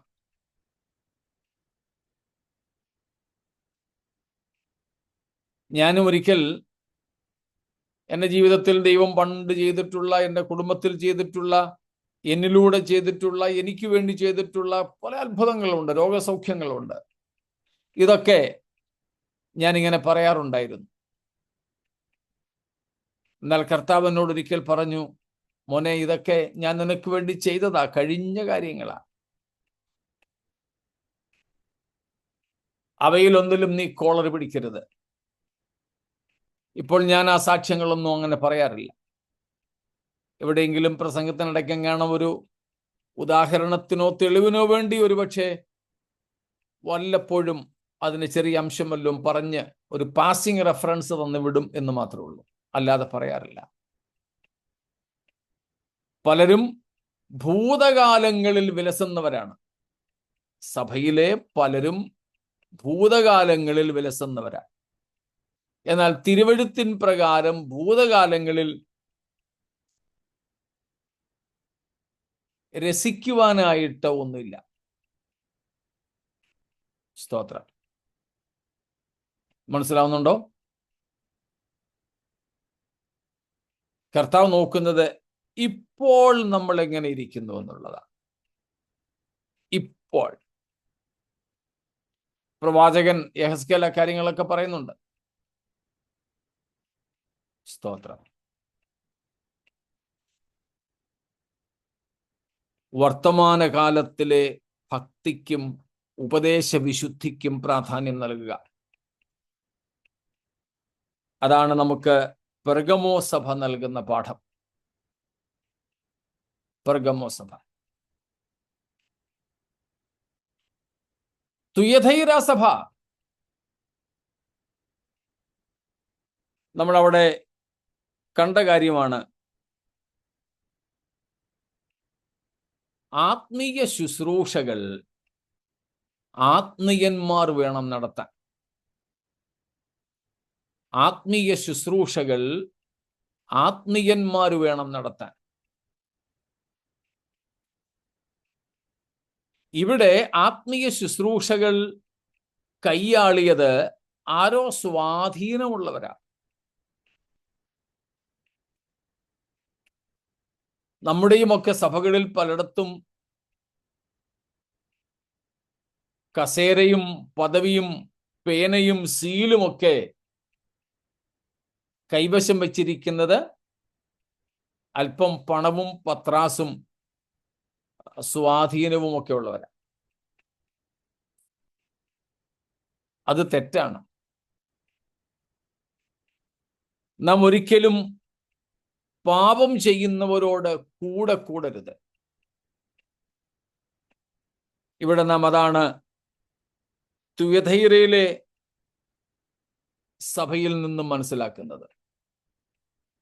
സർദീസിലെ സഭയോട് പറയുന്നു, ഇന്നലെ ഞാൻ പറഞ്ഞു വിട്ടൊരു കാര്യമാണ്, ഉടുപ്പ് മലിനമാകാത്ത കുറെ പേർ നിനക്ക് അവിടെയുണ്ട്. എത്ര സന്തോഷകരമായ കാര്യം. There is A remnant. ഒരു ശേഷിപ്പുണ്ടത്രേ, ഒരു ശേഷിപ്പ്. അതെ, നമ്മിൽ പലരും വിലപിക്കുന്ന കാര്യമാ, കാടടച്ചൊരു വെടിവെപ്പ, ഒരുത്തനും ആത്മീയനില്ലെന്നേ. വെറുതെയാ. ആത്മീയന്മാരില്ലായിരുന്നെങ്കിൽ ഇന്ന് ഭൂമി തന്നെ നിലനിൽക്കില്ലായിരുന്നു. സ്തോത്രം. ഒരു ശേഷിപ്പുണ്ട്, ഒരു ശേഷിപ്പുണ്ട്. നാം അവിടെ കാണുന്നത് ഉടുപ്പ് മലിനമാകാത്ത കുറെ പേർ നിനക്കവിടെ ഉണ്ട്. ഉടുപ്പ് ഇവിടെ ജീവിതത്തെ കാണിക്കുക, ജീവിതത്തെ കാണിക്കുന്നു. ജീവിതം മലിനമാക്കാത്ത കുറച്ചു പേർ, ജീവിതം അശുദ്ധമാക്കാത്ത കുറച്ചു പേർ അവിടെ ഉണ്ടായിരുന്നു. ഓർക്കുക, ജീവിത വിശുദ്ധി പാലിക്കുന്നില്ലെങ്കിൽ കർത്താവ് ജീവപുസ്തകത്തിൽ നിന്ന് പേര് മായ്ച്ചു കളയും. അവിടെ നമ്മളതാണ് കാണുന്നത്. സ്തോത്രം. 4-ാം വാക്യത്തിൽ കാണുന്നു, എങ്കിലും ഉടുപ്പ് മലിനമാക്കാത്ത കുറെ പേർ സർദീസിൽ നിനക്കുണ്ട്. 5-ാം വാക്യം പറയുന്നു, അവർ യോഗ്യന്മാരാകയാൽ വെള്ള ധരിച്ചും കൊണ്ട് എന്നോട് കൂടെ നടക്കും. ജയിക്കുന്നവൻ വെള്ള ഉടുപ്പ് ധരിക്കും. അവന്റെ പേർ ഞാൻ ജീവപുസ്തകത്തിൽ നിന്നും മായ്ച്ചു കളയാതെ എൻ്റെ പിതാവിന്റെ സന്നിധിയിലും അവന്റെ ദൂതന്മാരുടെ മുമ്പിലും ഏറ്റുപറയും. സ്തോത്രം. ഉടുപ്പ് മലിനമാകാത്തവർ കർത്താവിനോട് കൂടെ നടക്കും. എന്ന് വെച്ചാൽ വിശുദ്ധന്മാർക്ക് മാത്രമേ സ്വർഗപ്രവേശനമുള്ളൂ. പ്രായോഗിക ജീവിതത്തിൽ വിശുദ്ധി പാലിക്കാത്തവർക്ക് കർത്താവിന്റെ രാജ്യത്തിലേക്ക് പ്രവേശിക്കാൻ കഴിയില്ല. സ്തോത്രം. നാം രക്ഷിക്കപ്പെട്ടു എന്ന് പറയും, സ്നാനപ്പെട്ടു, കാര്യങ്ങളൊക്കെ ശരി. പക്ഷേ വ്യക്തിപരമായ ജീവിതത്തിൽ വിശുദ്ധി പാലിക്കാതെ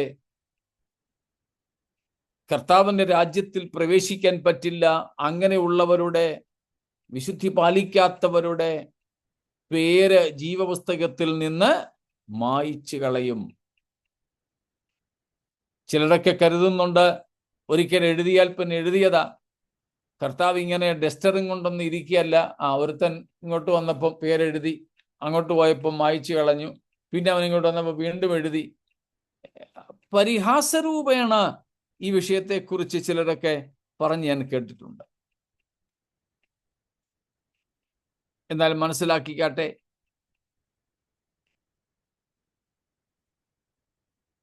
വ്യക്തിപരമായ ജീവിതത്തിൽ വിശുദ്ധി പാലിക്കാത്തവരുടെ പേര് ജീവപുസ്തകത്തിൽ നിന്ന് മായ്ച്ചു കളയും. ഇന്നും കർത്താവ് നമ്മെ വിശുദ്ധിക്ക് വേണ്ടി വിളിക്കുകയാണ്. സ്തോത്രം. വിശുദ്ധി എന്ന് പറഞ്ഞാൽ ഹഗിയോസ്മോസ് എന്ന് പറയുന്ന ഒരു ഗ്രീക്ക് പദമാണ് ഉപയോഗിച്ചിരിക്കുന്നത്. ഹഗിയോസ്മോസ്. ഈ ഹഗിയോസ്മോസിന്റെ അർത്ഥം, അല്ലെങ്കിൽ ഈ വിശുദ്ധിയുടെ അർത്ഥം സെറ്റ് അപ്പാർട്ട് എന്നാണ്. സെറ്റ് അപ്പാർട്ട്, വേർതിരിക്കുക എന്ന, വേർതിരിക്കുക. സ്തോത്രം.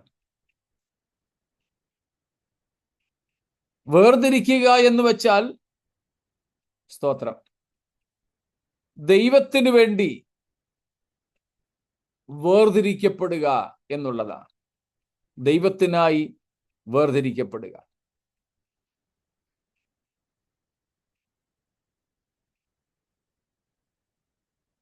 Set apart. ദൈവത്തിനായി വേർതിരിക്കപ്പെട്ടാൽ മാത്രം പോരാ. അവിടെ നാം കാണുന്നത് അങ്ങനെ വേർതിരിക്കപ്പെട്ടതിൻ്റെ ഗുണവും കൂടെ സ്വഭാവത്തിൽ കാണിക്കണം.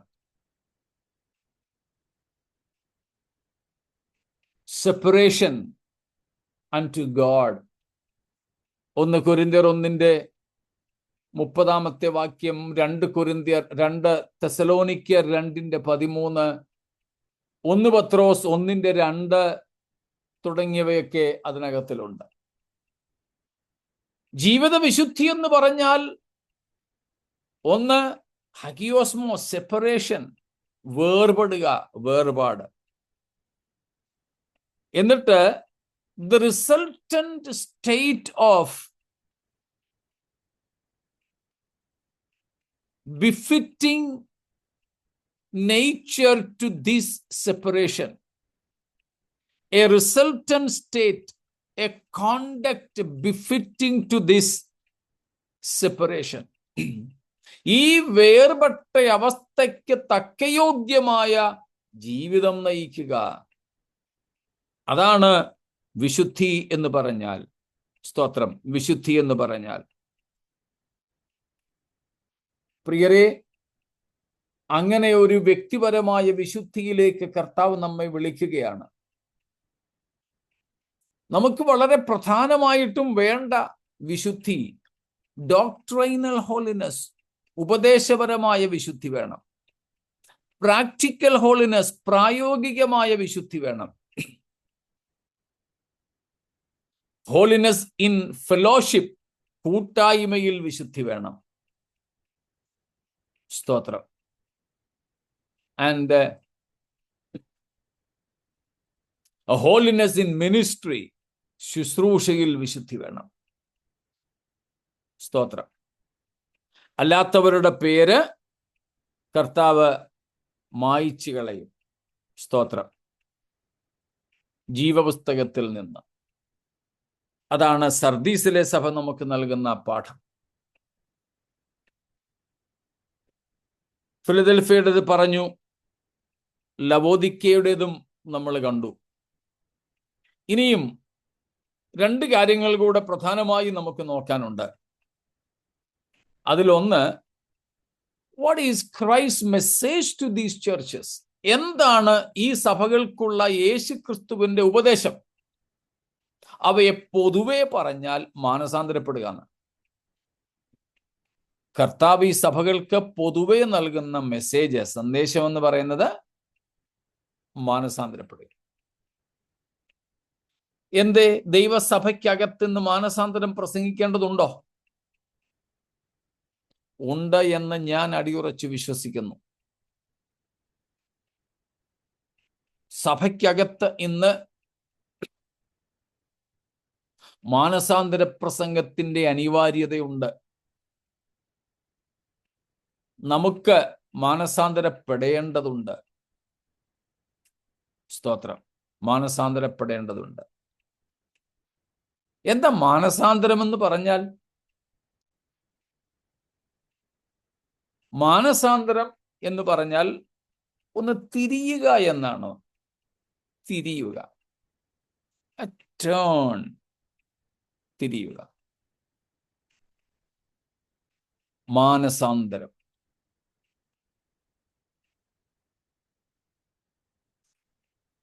ആ തിരിയുമ്പോൾ 4 കാര്യങ്ങളെ വിട്ടിട്ട് 2 കാര്യങ്ങളിലേക്ക് തിരിയണമെന്നുള്ളതാണ് പ്രസക്തം. 4 കാര്യങ്ങളെ വിടണം. പാപത്തിൽ നിന്നും, സ്വയത്തിൽ നിന്നും, പിന്നെ ലോകത്തിൽ നിന്നും, സാത്താനിൽ നിന്നും നാം തിരിയണം. എവിടേക്ക്? വിശുദ്ധമായ ജീവിതചര്യയിലേക്ക്. അതിലുപരി, സ്തോത്രം, അതിലുപരി ദൈവത്തിങ്കലേക്ക്. ഈ 6 കൂട്ടം തിരിവുകൾ ചേരുമ്പോൾ മാത്രമേ മാനസാന്തരമാകുന്നുള്ളൂ. ആവർത്തിക്കണം. സ്തോത്രം. പാപവും ലോകവും ജഡവും സ്വയവും സാത്താന്യവുമായതെല്ലാം വിട്ട് വിശുദ്ധമായ ജീവിതത്തിലേക്കും ക്രിസ്തുവിനോടുള്ള അല്ലെങ്കിൽ ദൈവത്തോടുള്ള അനുസരണ ഭാവത്തിലേക്കും തിരിയുന്നതിനെയാണ് മാനസാന്തരം എന്ന് പറയുന്നത്.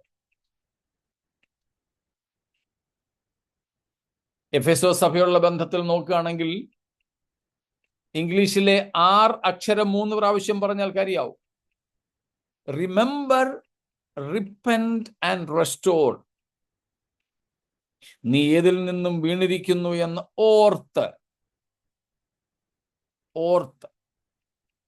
ഓർക്കുക. ഏതിൽ നിന്നും നീ വീണിരിക്കുന്നുവെന്ന് ഓർക്കുക.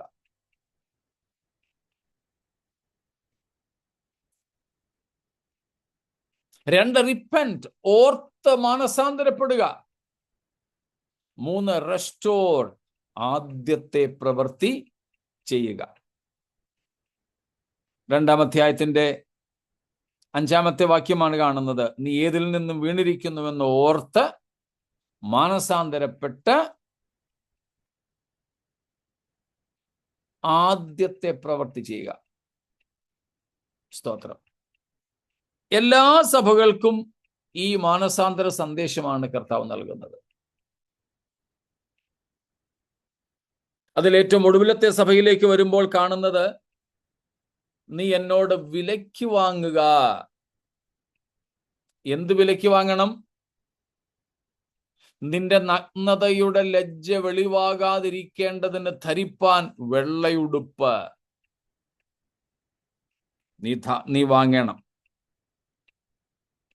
എന്നിട്ട് പറയുന്നു, 3-ാമത്തെ അധ്യായത്തിന്റെ 18-ാമത്തെ വാക്യമാണ്, നീ ധനവാനാകേണ്ടതിന് തീയിൽ ഊതിക്കഴിച്ച പൊന്ന് എന്നോട് വാങ്ങിക്കൊള്ളണം. പിന്നെ അവിടെ പറയുന്നു, നീ എന്ത് ചെയ്യണം? നിനക്ക് കാഴ്ച ലഭിക്കേണ്ടതിന് കണ്ണിൽ എഴുതുവാൻ ലേപം വാങ്ങണം. അന്നത്തെ ഈ 1-ാം നൂറ്റാണ്ടിൽ ഉണ്ടായിരുന്ന വിശേഷപ്പെട്ട ഒരു കണ്ണാശുപത്രി ഈ ലവോദിക്കയിൽ ഉണ്ടായിരുന്നുവെന്നാണ് ചരിത്രകാരന്മാർ പറഞ്ഞിരിക്കുന്നത്. ആ പശ്ചാത്തലത്തിലാ ഇവിടെ പറയുന്നത്, ലോകത്തുള്ള എല്ലാവരും, ഇന്ന് നമ്മുടെ നാട്ടിലൊക്കെ ഉള്ള പലരും കണ്ണ് ചികിത്സിക്കാൻ പോകുന്നത് തിരുനെൽവേലിയാണെന്നാണ് തോന്നുന്നു. ആ ഭാഗത്താണ്. വളരെ പ്രശസ്തമായ ഒരു കണ്ണാശുപത്രിയാണ് അവിടെ. ഇതുപോലെ വളരെ പ്രശസ്തമായ ഒരു കണ്ണാശുപത്രി, ഐ ക്ലിനിക്, ഐ ഹോസ്പിറ്റൽ ഈ ലവോദിക്കയിൽ ഉണ്ടായിരുന്നു. സ്തോത്രം. അവിടേക്ക് കണ്ണിന്റെ ചികിത്സയ്ക്ക് വേണ്ടി ആൾക്കാർ ഓടി വരുന്നു. അതിൽ നിന്ന് ഈ സഭാംഗങ്ങൾ ഉൾപ്പെടെ ഉള്ളവർക്ക് ലാഭമുണ്ടാകുന്നു.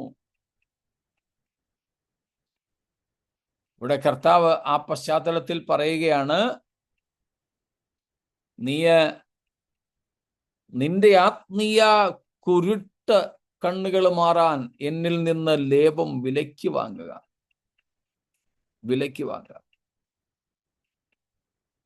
അതായത് നാം രക്ഷിക്കപ്പെടുന്ന സമയത്ത്, ആദ്യമായി കർത്താവിൽ വിശ്വസിക്കുന്ന സമയത്ത് നമുക്ക് ഒരു വിലയും കൊടുക്കേണ്ടായിരുന്നു. കണ്ണുമടച്ച് വിശ്വസിച്ച് സൗജന്യമായി വെള്ളയുടുപ്പും ലേപവും പിന്നെ പൊന്നും ഒക്കെ അങ്ങ് കിട്ടി, ധനവാന്മാരായി. അതുപോലെ ലവോദിക്കിയ കറുത്ത കമ്പിളി രോമങ്ങൾക്കും പ്രശസ്തി നേടിയ സ്ഥലമാണ്. കർത്താവ് പറയുകയാണ്, അതിനു പകരം നീ എന്നിൽ നിന്ന് വെള്ളയുടുപ്പ് പ്രാപിക്കണം. സ്തോത്രം.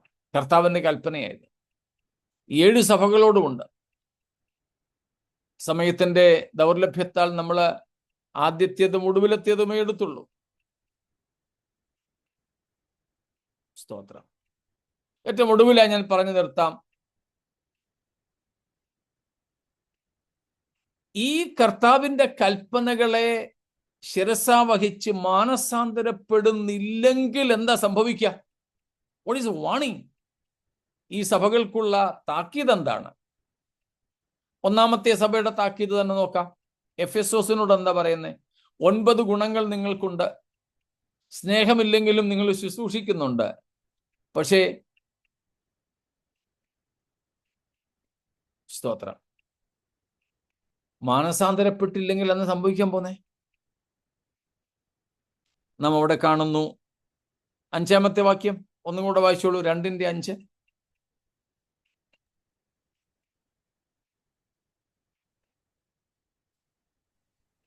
നീ ഏതിൽ നിന്ന് വീണിരിക്കുന്നുവെന്നോർത്ത് മാനസാന്തരപ്പെട്ട് ആദ്യത്തെ പ്രവൃത്തി ചെയ്യുക.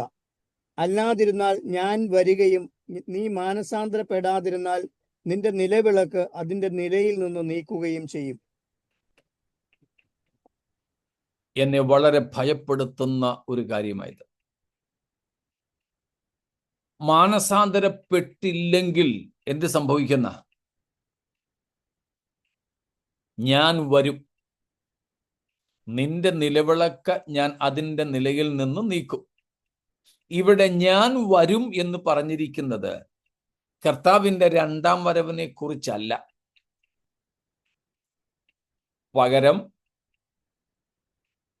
സഭാ കാലയളവിൽ തന്നെ കർത്താവ് തൻ്റെ സഭയെ നോക്കാൻ ഒന്ന് വരുന്ന വരവാ, ഒരു സന്ദർശനം. സ്തോത്രം. മനസ്സിലാവുന്നുണ്ടോ? ഞാൻ വരും എന്ന് പറയുന്നത് 2ാം വരവല്ല. അന്ന് വരത്തേക്ക് കാത്തിരിക്കണ്ട. പകരം സ്തോത്രം, ഞാൻ നിനക്ക് മാനസാന്തരപ്പെടാൻ തരുന്ന സമയത്തിനകം മാനസാന്തരപ്പെട്ടില്ലെങ്കിൽ നിന്റെ അടുക്കലേക്ക് ഞാൻ ഈ കാലഘട്ടത്തിൽ ഈ ഭൂമിയിൽ വെച്ച് തന്നെ ഇറങ്ങി വരും. ഇറങ്ങി വരുമ്പോൾ എന്താ സംഭവിക്കുന്നത്? നിന്നെ മാനസാന്തരപ്പെട്ടവനായി കാണാതിരുന്നാൽ നിന്റെ നിലവിളക്ക് അതിൻ്റെ നിലയിൽ നിന്ന് നീക്കിക്കളയും. എന്ന് വെച്ചാൽ എന്താ അതിന്റെ അർത്ഥം? You will no longer have the status of a church. നിനക്ക് സഭ എന്ന ഒരു ലേബല് പോലും, സഭ എന്ന ഒരു പുറംമൂടി പോലും ഉണ്ടാവില്ല. നമ്മെ ഭയപ്പെടുത്തുന്നുണ്ടോ? നമ്മുടെ സഭയ്ക്ക് സഭ എന്ന പദവി ഇല്ലാതെ വരുന്ന ഒരവസ്ഥ. സ്തോത്രം. എന്നെ വളരെ ഭയപ്പെടുത്തുന്ന ഒരു കാര്യമാണ്. സ്തോത്രം.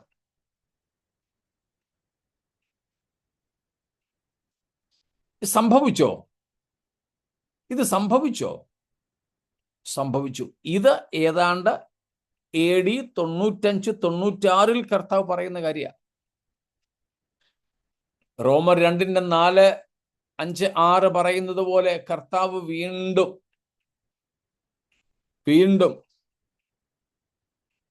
അവരോട് ദയ ദീർഘമാക്കി. എന്നിട്ടും അവർ മാനസാന്തരപ്പെടുന്നില്ലെങ്കിൽ ഞാൻ നിന്റെ അടുക്കലേക്ക് വന്ന് സ്തോത്രം നിന്നെ സഭയല്ലാതെയാക്കുമെന്ന്. ഇത് AD 250 സംഭവിച്ചു. AD 250. ഞാൻ പോയിട്ടില്ല, പക്ഷേ പോയിട്ട് വന്നവർ പറഞ്ഞും വായിച്ച് അറിഞ്ഞും ഉള്ള കാര്യമാണ്. ആ ഭാഗങ്ങൾ ഇന്ന് വെറും ഒരു കൽക്കുന്നായി കിടക്കുകയാണ്. എഫെസോസ് സഭ നിലനിന്നിരുന്ന ആ കാലത്തെ ഏറ്റവും വലിയ തുറമുഖ നഗരമായിരുന്ന, വാണിജ്യ നഗരമായിരുന്ന എഫെസോസ്. പക്ഷെ ഇന്നവിടെ ഈ സഭയില്ല. ഏതാണ്ട് AD 250 ആ സഭ നശിപ്പിക്കപ്പെട്ടു അത്രേ. എന്താ സംഭവിച്ചത്? മാനസാന്തരപ്പെടാതിരുന്നാൽ നിന്റെ നിലവിളക്ക് ഞാൻ അതിൻ്റെ നിലയിൽ നിന്ന് നീക്കും. എഫെസോസ് ഒരു സഭയായിരിക്കാതെ വണ്ണം കർത്താവ് അതിനെ നീക്കിക്കളഞ്ഞു. പ്രിയരെ, കർത്താവ് നമ്മോട് പറഞ്ഞിട്ടുള്ള ഈ കൽപ്പനകളെ നമുക്ക് സ്വീകരിക്കാം. എന്നിട്ട് ഇങ്ങനെ കർത്താവ് പറഞ്ഞതനുസരിച്ചാൽ ഈ 7 സഭകൾക്കും കർത്താവ് പറയുന്ന വാഗ്ദത്തമുണ്ട്. Promise of a reward. അത് വിവരിക്കാൻ നേരമില്ലെങ്കിലും ഞാനൊന്ന് പറഞ്ഞങ്ങ് വിടാം, അടുത്ത 3 മിനിറ്റ് കൊണ്ട്.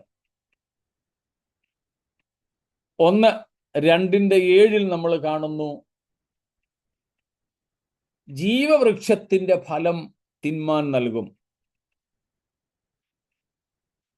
രണ്ടാമത് സ്മുർണ സഭയോട് പറയുന്നു,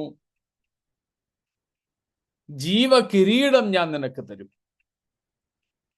3, പെർഗമോസിലെ സഭയോട് മറഞ്ഞിരിക്കുന്ന മന്ന ഞാൻ നിനക്ക് തരും.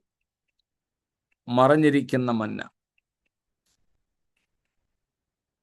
എന്നിട്ട് അടുത്തത് വെള്ളക്കല്ല്, അതിന്മേൽ എഴുതിയിരിക്കുന്ന പുതിയ പേര്.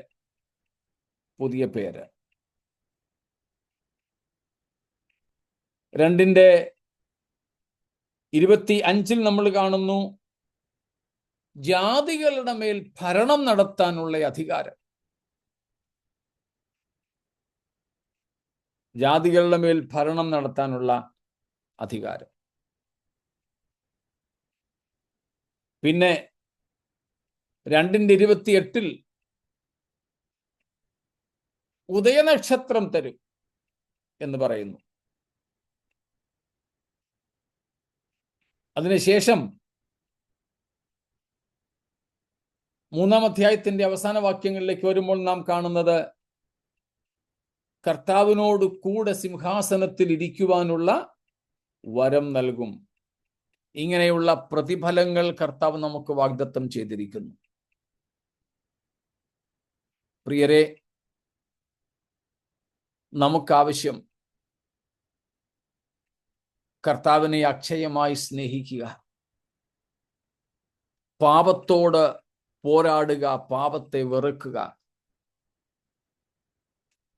പാപത്തോട് ഒരു തരത്തിലുമുള്ള അനുരഞ്ജനം നടത്താതിരിക്കുക. A compromising Christian can never ever be a conquering Christian.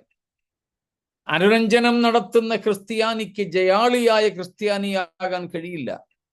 നാം ജയാളികളാകാതെ കർത്താവിന്റെ രാജ്യത്തിൽ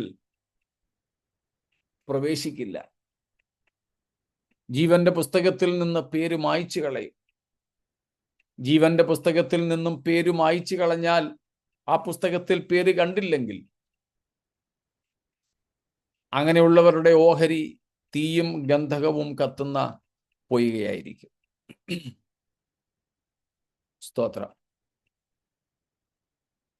എന്നാൽ ജീവപുസ്തകത്തിൽ നിന്നും പേര് മായ്ച്ചു കളയാതെ ക്രിസ്തുവിന്റെ നിറസാന്നിധ്യം അനുഭവിക്കുന്ന സഭയായി, വ്യക്തിജീവിതത്തിൽ വിശുദ്ധി പാലിക്കുന്നവരായി ഞാനും നിങ്ങളും തീർന്നാൽ, നമുക്ക് കർത്താവിനോട് കൂടെ, കർത്താവ് ജയാളിയായിട്ട്, സ്തോത്രം, പിതാവിന്റെ സിംഹാസനത്തിൽ ഇരുന്നത് പോലെ നമുക്കും ഇരിപ്പാൻ കർത്താവ് വരം നൽകുമെന്നാണ് നാം കണ്ടത്. ആകയാൽ ഉടുപ്പ് മലിനമാകാതെ അക്ഷയമായി ദൈവത്തെ സ്നേഹിച്ച്, ദൈവം കർത്താവ് തന്നെ നമ്മുടെ ആദ്യ സ്നേഹമായിരുന്നുകൊണ്ട് വേഗം വരുന്ന കർത്താവായ യേശുവിനെ എതിരേൽക്കുവാൻ നമുക്ക് ഒരുങ്ങാം. യേശു ക്രിസ്തുവിനെ, ക്രൂശിൽ മരിച്ച ക്രിസ്തുവിനെ രക്ഷിതാവും കർത്താവുമായി സ്വീകരിക്കാത്തവരുണ്ടെങ്കിൽ, ക്രൂശിൽ മരിച്ച് 3-ാം നാളിൽ ഉയർത്തെഴുന്നേറ്റ യേശു ക്രിസ്തുവിനെ ജീവിതത്തിൽ കർത്താവും രക്ഷിതാവുമായി സ്വീകരിക്കാത്തവരുണ്ടെങ്കിൽ, കർത്താവിനെ സ്വീകരിച്ച് വെള്ളത്തിൽ മുങ്ങി സ്നാനമേൽക്കുവാൻ സ്വയം സമർപ്പിച്ച്, വ്യക്തിപരമായ ജീവിതത്തിൽ വിശുദ്ധിയെ പാലിച്ച്, ഉടുപ്പ് മലിനമാകാതെ സൂക്ഷിച്ച്, കർത്താവിൻ്റെ വരവിനായിട്ട് ഒരുങ്ങാം. അതിന് ഈ വചനങ്ങളാൽ ദൈവം നമ്മെ അനുഗ്രഹിക്കുമാറാകട്ടെ. ആമേൻ. കർത്താവിന്റെ മഹത്വമുള്ള നാമം വാഴ്ത്തപ്പെടുമാറാകട്ടെ. കഴിഞ്ഞ 3 ദിവസം കർത്താവിൽ ആശ്രയിച്ച് വെളിപ്പാട് പുസ്തകം 1, 2, 3 അധ്യായങ്ങളിൽ നിന്ന് തിരുവചനങ്ങൾ വളരെ അർത്ഥവത്തായി അതിന്റെ പൊരുളുകൾ തിരിച്ച് നമ്മെ പഠിപ്പിച്ച കർത്താവിന്റെ ദാസൻ പാസ്റ്റർ വിയോ അവരുടെ വർഗീസ് അവർക്ക് നന്ദി രേഖപ്പെടുത്തുന്നു. പിന്നെയും ദൈവത്തിന്റെ വലിയ പ്രവർത്തികൾ നമ്മുടെ എല്ലാവരുടെയും ഇടയിൽ ഉണ്ടാകട്ടെ. അദ്ദേഹത്തെ ശക്തമായി വീണ്ടും വിവിധ സ്ഥലങ്ങളിൽ കർത്താവിന്റെ വേലയോടുള്ള ബന്ധത്തിൽ, തിരുവചന പഠിപ്പീരിനോടുള്ള ബന്ധത്തിൽ ഉപയോഗിക്കട്ടെ. നാം കേട്ട ഈ ദൈവവചനങ്ങൾ വളരെ അർത്ഥവത്താണ്. അപ്പോൾ തന്നെ അവയെല്ലാം നമ്മുടെ ജീവിതത്തോട് സംസാരിച്ചതാണ്. ഈ തിരുവചനത്തിന്റെ ആവശ്യങ്ങളുടെ മുമ്പിൽ നമ്മുടെ ജീവിതത്തെ എങ്ങനെ സമർപ്പിച്ചിരിക്കുന്നു. ഓരോ വചനങ്ങൾക്കും ഓരോ റിക്വയർമെന്റ്സ് ഉണ്ട്. ആ റിക്വയർമെന്റ്സിന് മുമ്പിൽ നാം ഉണ്ടോ? അത് ചെയ്യാനായി നാം നമ്മെ തന്നെ സമർപ്പിച്ചിട്ടുണ്ടോ? തുടങ്ങിയ കാര്യങ്ങളൊക്കെ ഈ വചനങ്ങളിൽ നിന്ന് നമുക്ക് കേൾക്കാൻ കർത്താവ് സഹായിച്ചു. ദൈവമായ കർത്താവ് വലിയ കാര്യങ്ങൾ വീണ്ടും ചെയ്യട്ടെ. ഈ ക്ലാസ്സുകളിൽ 3 ദിവസവും പങ്കെടുത്ത എല്ലാ പ്രിയപ്പെട്ടവർക്കും ക്രിസ്തുയേശുവിന്റെ നന്ദി ഒരിക്കൽ കൂടി രേഖപ്പെടുത്തട്ടെ. കർത്താവിന്റെ ദാസനെ വീണ്ടും ശക്തിയോടെ കർത്താവ് ഉപയോഗിക്കട്ടെ. ഈ സമയത്ത് നമുക്ക് ഒരുമിച്ച് പ്രാർത്ഥിക്കാം. നാം എല്ലാവരും പ്രാർത്ഥിക്കുമ്പോൾ SP ശാബ പാസ്റ്റർ പ്രാർത്ഥിച്ച് ആശീർവാദം പറഞ്ഞ് യോഗം അവസാനിപ്പിക്കും. നമുക്ക് പ്രാർത്ഥിക്കാം.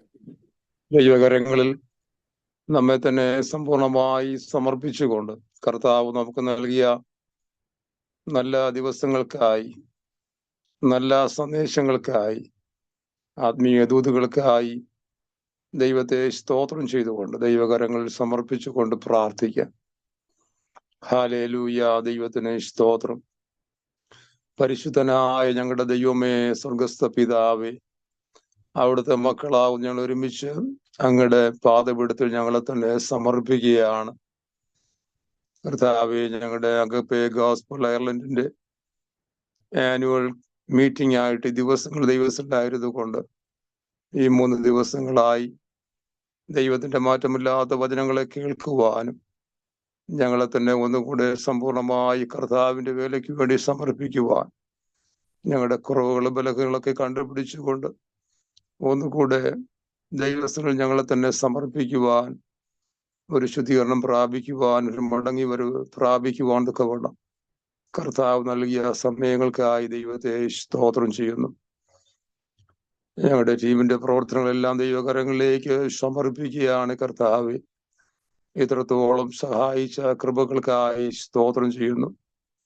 പ്രതിസന്ധികളും പ്രതികൂലങ്ങളൊക്കെ നിറയപ്പെട്ടതായ സാഹചര്യങ്ങളിലും കർത്താവ് അവിടുന്ന് ആരംഭിച്ച പ്രവർത്തനത്തെ അവിടുന്ന് ഇത്രത്തോളം നടത്തുന്ന കൃപകൾക്കായി സ്തോത്രം. ഞങ്ങളുടെ ദാസനാനി സാറിന് കൊടുത്ത വലിയ ദർശനത്തിനായി സ്തോത്രം. ടീമിലെ അംഗങ്ങളായി കർത്താവ് എല്ലാവർക്കും സഹകരിക്കുവാനും പ്രാർത്ഥിക്കുവാനും ഈ പ്രവർത്തനങ്ങളെ മുൻപോട്ട് നയിക്കുവാനൊക്കെ വേണം ദൈവം കൊടുക്കുന്ന കൃപകൾക്കായി സ്തോത്രം. പ്രിയ പാസ്റ്ററിനായി സ്തോത്രം. കർത്താവ് എല്ലാവരും ദൈവകരങ്ങളിലേക്ക് സമർപ്പിക്കുന്ന കഴിഞ്ഞ ഒരു വർഷത്തെ പ്രവർത്തനങ്ങളെല്ലാം ഞങ്ങൾ ഓർക്കുമ്പോൾ നന്ദി നിറഞ്ഞ ഹൃദയത്തോടെ ഞങ്ങൾ ദൈവത്തെ സ്തോത്രം ചെയ്യുകയാണ്. ഞങ്ങളുടെ ആയുസ് ഞങ്ങൾക്ക് കഴിയുന്നത് കർത്താവിന്റെ നാമത്തിന് വേണ്ടി ചെയ്യുവാൻ, അങ്ങയുടെ നാമത്തിന് വേണ്ടി, അങ്ങയുടെ രാജ്യത്തിന്റെ വിസ്തൃതിക്ക് വേണ്ടി ചെയ്യുവാന്നൊക്കെ വേണം ഞങ്ങളുടെ ഈ പ്രവർത്തനത്തെ കർത്താവ് ഇവിടെ ആക്കുന്നുള്ളതിനായി സ്തോത്രം. അത് മുഖാന്തരം പല സ്ഥലങ്ങളിലായി അനേകർക്ക് കർത്താവിന്റെ വചനങ്ങളെ കേൾക്കുവാൻ ദൈവം കഴിഞ്ഞ ഒരു വർഷക്കാലം ഒരുക്കിയ സമയങ്ങൾക്കായി ദൈവത്തെ സ്തോത്രം ചെയ്യുന്നു. വിശേഷിയാൽ കർത്താവ് ആനുവൽ മീറ്റിംഗ് ആയിട്ട് ഈ 3 ദിവസങ്ങളായി ദൈവസ്ഥലായിരിക്കുവാൻ ദൈവം കൃപ നൽകിയല്ലോ, അതിനായി സ്തോത്രം. വെളിപ്പാട് പുസ്തകം 1, 2, 3 അധ്യായങ്ങളെ ആസ്പദമാക്കിക്കൊണ്ടുള്ളതായ റിലവൻസുകൾ, സന്ദേശങ്ങൾ, കർത്താവ് പ്രായോഗിക നിർദ്ദേശങ്ങൾ, ആത്മീയ ദൂതുകളൊക്കെ ഞങ്ങൾക്ക് കേൾക്കുവാൻ വേണം കർത്താവ് കൃപ നൽകിയതിനായി സ്തോത്രം ചെയ്യുന്നു. ഞങ്ങളുടെ ദാസൻ ഡോക്ടർ വി.എസ്. വർഗീസ് സാറിനായ ദൈവത്തെ സ്തോത്രം ചെയ്യുകയാണ്. ഞങ്ങളുടെ ദാസൻ കൊടുക്കുന്ന അഭിഷേകത്തിനായി സ്തോത്രം, ആത്മീയ ദൂതുകൾക്കായി സ്തോത്രം. കർത്താവെ, വചനം പ്രാഗൽഭ്യത്തോടെ പഠിപ്പിക്കുവാൻ തക്കവണ്ണം, ആഴങ്ങളിലേക്ക് ഇറങ്ങുവാൻ തക്കവണ്ണം ദൈവം തമ്പുരാൻ കൊടുത്ത കൃപയ്ക്കായി സ്തോത്രം ചെയ്യുന്നു. കർത്താവെ, ഓരോരോ സഭകളുമായി ബന്ധപ്പെട്ടതായി അന്നത്തെ സാഹചര്യവും ഇന്നത്തെ സാഹചര്യത്തെയും വളരെ വ്യക്തമായി പഠിപ്പിക്കുവാൻ തക്കവണ്ണം അവിടുന്ന് കൃപ നൽകിയതിനായി സ്തോത്രം ചെയ്യുന്നു. കർത്താവ്, ഇതിൽ കൂടെ ഞങ്ങളുടെ പ്രായോഗിക ജീവിതത്തെ ഒന്നും കൂടെ മനസ്സിലാക്കുവാനും ഞങ്ങളുടെ കുറവുകളൊക്കെ കണ്ടുപിടിക്കുവാനും, കർത്താവ്, പരാജയങ്ങൾ അനുഭവിച്ച സാഹചര്യങ്ങളൊക്കെ മനസ്സിലാക്കുമ്പോൾ അതിൽ നിന്നും കൂടെ പുറത്തേക്ക് വരുവാനും ആദ്യ സ്നേഹത്തിലേക്ക് മടങ്ങി വരുവാൻ, ക്രിസ്തുവിനെ ഒന്നുകൂടെ മുറുകെ പിടിക്കുന്ന ആ സ്നേഹബന്ധം കാഴ്ചവെക്കുവാൻ തക്കവണ്ണം ഞങ്ങളെ ഒഴുക്കുന്ന കൃപയ്ക്കായി സ്തോത്രം ചെയ്യുന്ന കർത്താവെ, ഞങ്ങൾ ഈ ലോകത്ത് ജീവിക്കുമ്പോൾ ഒരല്പകാലമുള്ള ജീവിതം ദൈവത്തെ പ്രസാദിപ്പിച്ചുകൊണ്ട് വിശുദ്ധിയോട് ഭക്തിയോട് ദൈവത്തിന് പ്രസാദമുള്ള ഒരു ജീവിതം കാഴ്ചവെച്ച് ദൈവത്തിൽ നിന്നുള്ള പ്രശംസ പ്രാപിക്കുവാൻ തക്കവണ്ണം, ദൈവീയമായ അംഗീകാരം പ്രാപിക്കുവാൻ തക്കവണ്ണം ഞങ്ങളെ ഒരുക്കുമാറകണമെന്ന് പ്രാർത്ഥിക്കുന്നു. ലോക ഇൻപങ്ങളും മോഹങ്ങളും പാപങ്ങളും പാപത്തിന്റെ സ്വഭാവങ്ങളും ഇതരമായ സാഹചര്യങ്ങളൊന്നും തന്നെ ഞങ്ങളെ വഞ്ചിക്കുവാനും അങ്ങുമായുള്ള ബന്ധത്തിനകറ്റുപാട് വരാതെ പരിശുദ്ധാത്മാവിന്റെ ശക്തിയോ ഞങ്ങളെ മുദ്രയിട്ട് സൂക്ഷിക്കുമാറകണമെന്ന് ദൈവത്തോട് പ്രാർത്ഥിക്കുന്നു. ഈ ദിവസങ്ങളായി വചനങ്ങൾ കേട്ട എല്ലാവർക്കായി സ്തോത്രം. പല സ്ഥലങ്ങളിലായിരുന്നു, രാജ്യങ്ങളായിരുന്നു ഈ വീടമ്മൻ ഈ സൂം പ്ലാറ്റ്ഫോമിൽ കൂടെ, അതോടൊപ്പം തന്നെ റെക്കോർഡിങ്ങുകൾ, അതുപോലെ പല സാഹചര്യങ്ങളിൽ കൂടെ ലൈവ് സ്ട്രീമിലൊക്കെ പലതും പല രാജ്യങ്ങളിൽ നിന്ന് കൊണ്ട് കേട്ട വചനങ്ങൾ കേട്ട എല്ലാവർക്കായി ദൈവത്തോട് പ്രാർത്ഥിക്കുന്നു. ഇനിയും വരും ദിവസങ്ങളിലും പലരും കേൾക്കേണ്ടതായിട്ടുണ്ടല്ലോ കർത്താവ്. ഈ സന്ദേശങ്ങൾ അനേകരെ സ്വാധീനിക്കുവാൻ തക്കവണ്ണം അനേകർക്ക് രക്ഷയ്ക്ക് കാരണമാക്കി ദൈവം തീർക്കുമാറകണമേ എന്ന് ദൈവത്തോട് പ്രാർത്ഥിക്കുന്നു. ദൈവത്തിന്റെ കൃപ പകർന്ന് ഈ ദിവസങ്ങളിൽ ഞങ്ങളെ പരിപാലിച്ച കൃപയ്ക്കായി സ്തോത്രം. അവിടുത്തെ അഭിഷിക്തരെയും ദൈവകരങ്ങളിലേക്ക് ഏൽപ്പിച്ച് പ്രാർത്ഥിക്കുന്നു. അനേക സ്ഥലങ്ങളിലേക്ക് ദൈവം അയച്ച് ഈ സത്യസന്ദേശങ്ങൾ ശക്തമായി വിളിച്ചറിയിക്കുവാൻ തക്കവണ്ണം അതിന്റെ നാവുകളെ ബലപ്പെടുത്തുമാറകണം. പരിശുദ്ധാത്മാവിന്റെ ശക്തി അധികമായി പകർന്നു സഹായിക്കുമാറകണമെന്ന് ദൈവത്തോട് പ്രാർത്ഥിക്കുന്നു. കർത്താവെ, അതുപോലെ ഞങ്ങളെ തന്നെ ഒന്നുകൂടെ സമ്പൂർണമായി സമർപ്പിക്കുകയാണ്. ഒരു വർഷക്കാലം നടത്തിയ വിധങ്ങൾക്ക് എല്ലാറ്റിനുമായി സ്തോത്രം. ഇനി അടുത്ത വർഷം ഒരുമിച്ച് കൂടുമ്പോൾ, ഞങ്ങളുടെ വരവ് താമസിച്ച് ഞങ്ങൾ ഒരുമിച്ച് കൂടുമ്പോൾ കർത്താവെ, പുതിയ പുതിയ അനുഭവങ്ങൾ പങ്കുവയ്ക്കുവാൻ തക്കവണ്ണം ദൈവം ഞങ്ങൾക്ക് കൃപ നൽകുമാറാകണം.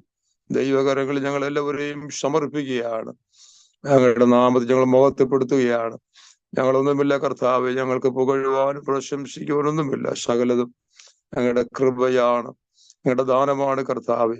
അങ്ങ് നൽകിയ എല്ലാ നന്മകൾക്കായും ഉപകാരങ്ങൾക്കായും ഞങ്ങൾ നന്ദിയോടെ അങ്ങേക്ക് സ്തോത്രം കരയറ്റുകയാണ്. എല്ലായ്പ്പോഴും കർത്താവിന്റെ വേലിൽ വിശ്വസ്തരായി നിൽക്കുക, ചിലരെ കൂടെ കർത്താവിനോട് നേടുവാൻ തക്കവണ്ണം ഞങ്ങളെ ഒരുക്കണം. ഞങ്ങളുടെ ടീമിന്റെ പ്രവർത്തനങ്ങളെ ഒരുക്കണം. ദൈവകൃപ പകർന്ന് ഞങ്ങളെ ബലപ്പെടുത്തണമേ എന്ന് പ്രാർത്ഥിക്കുന്നു. മുന്നിൽ നിൽക്കുന്ന അഭിഷിക്തന്മാരെല്ലാവർക്കായി സ്തോത്രം. അവിടുത്തെ കൃപയിലധികമായി ബലപ്പെടുത്തും. അവരുടെ കുടുംബങ്ങളെ ശുശ്രൂഷകളെല്ലാം കർത്താവ് അനുഗ്രഹിക്കണം. ടീമായി കർത്താവെ പ്രവർത്തിക്കുന്ന എല്ലാവരെയും ദൈവകരങ്ങളിൽ സമർപ്പിക്കുകയാണ്. പുത്തൻ അഭിഷേകത്താൽ ദൈവം നിറയ്ക്കണം. അടുത്ത ഒരു വർഷക്കാലത്തെ ശുശ്രൂഷയ്ക്ക് വേണ്ടി ഞങ്ങളെ ശക്തമായി ഒരുക്കുന്ന കൃപയ്ക്കായി സ്തോത്രം. സകലതും പൊന്നപ്പച്ചന്റെ കരങ്ങളിൽ താഴ്ത്തി സമർപ്പിക്കുകയാണ്. പ്രാർത്ഥന കേട്ട കൃപയ്ക്കായി സ്തോത്രം. മുഴുവനും മഹത്വം അങ്ങേക്ക് തന്നെ ഏൽപ്പിക്കുന്നു.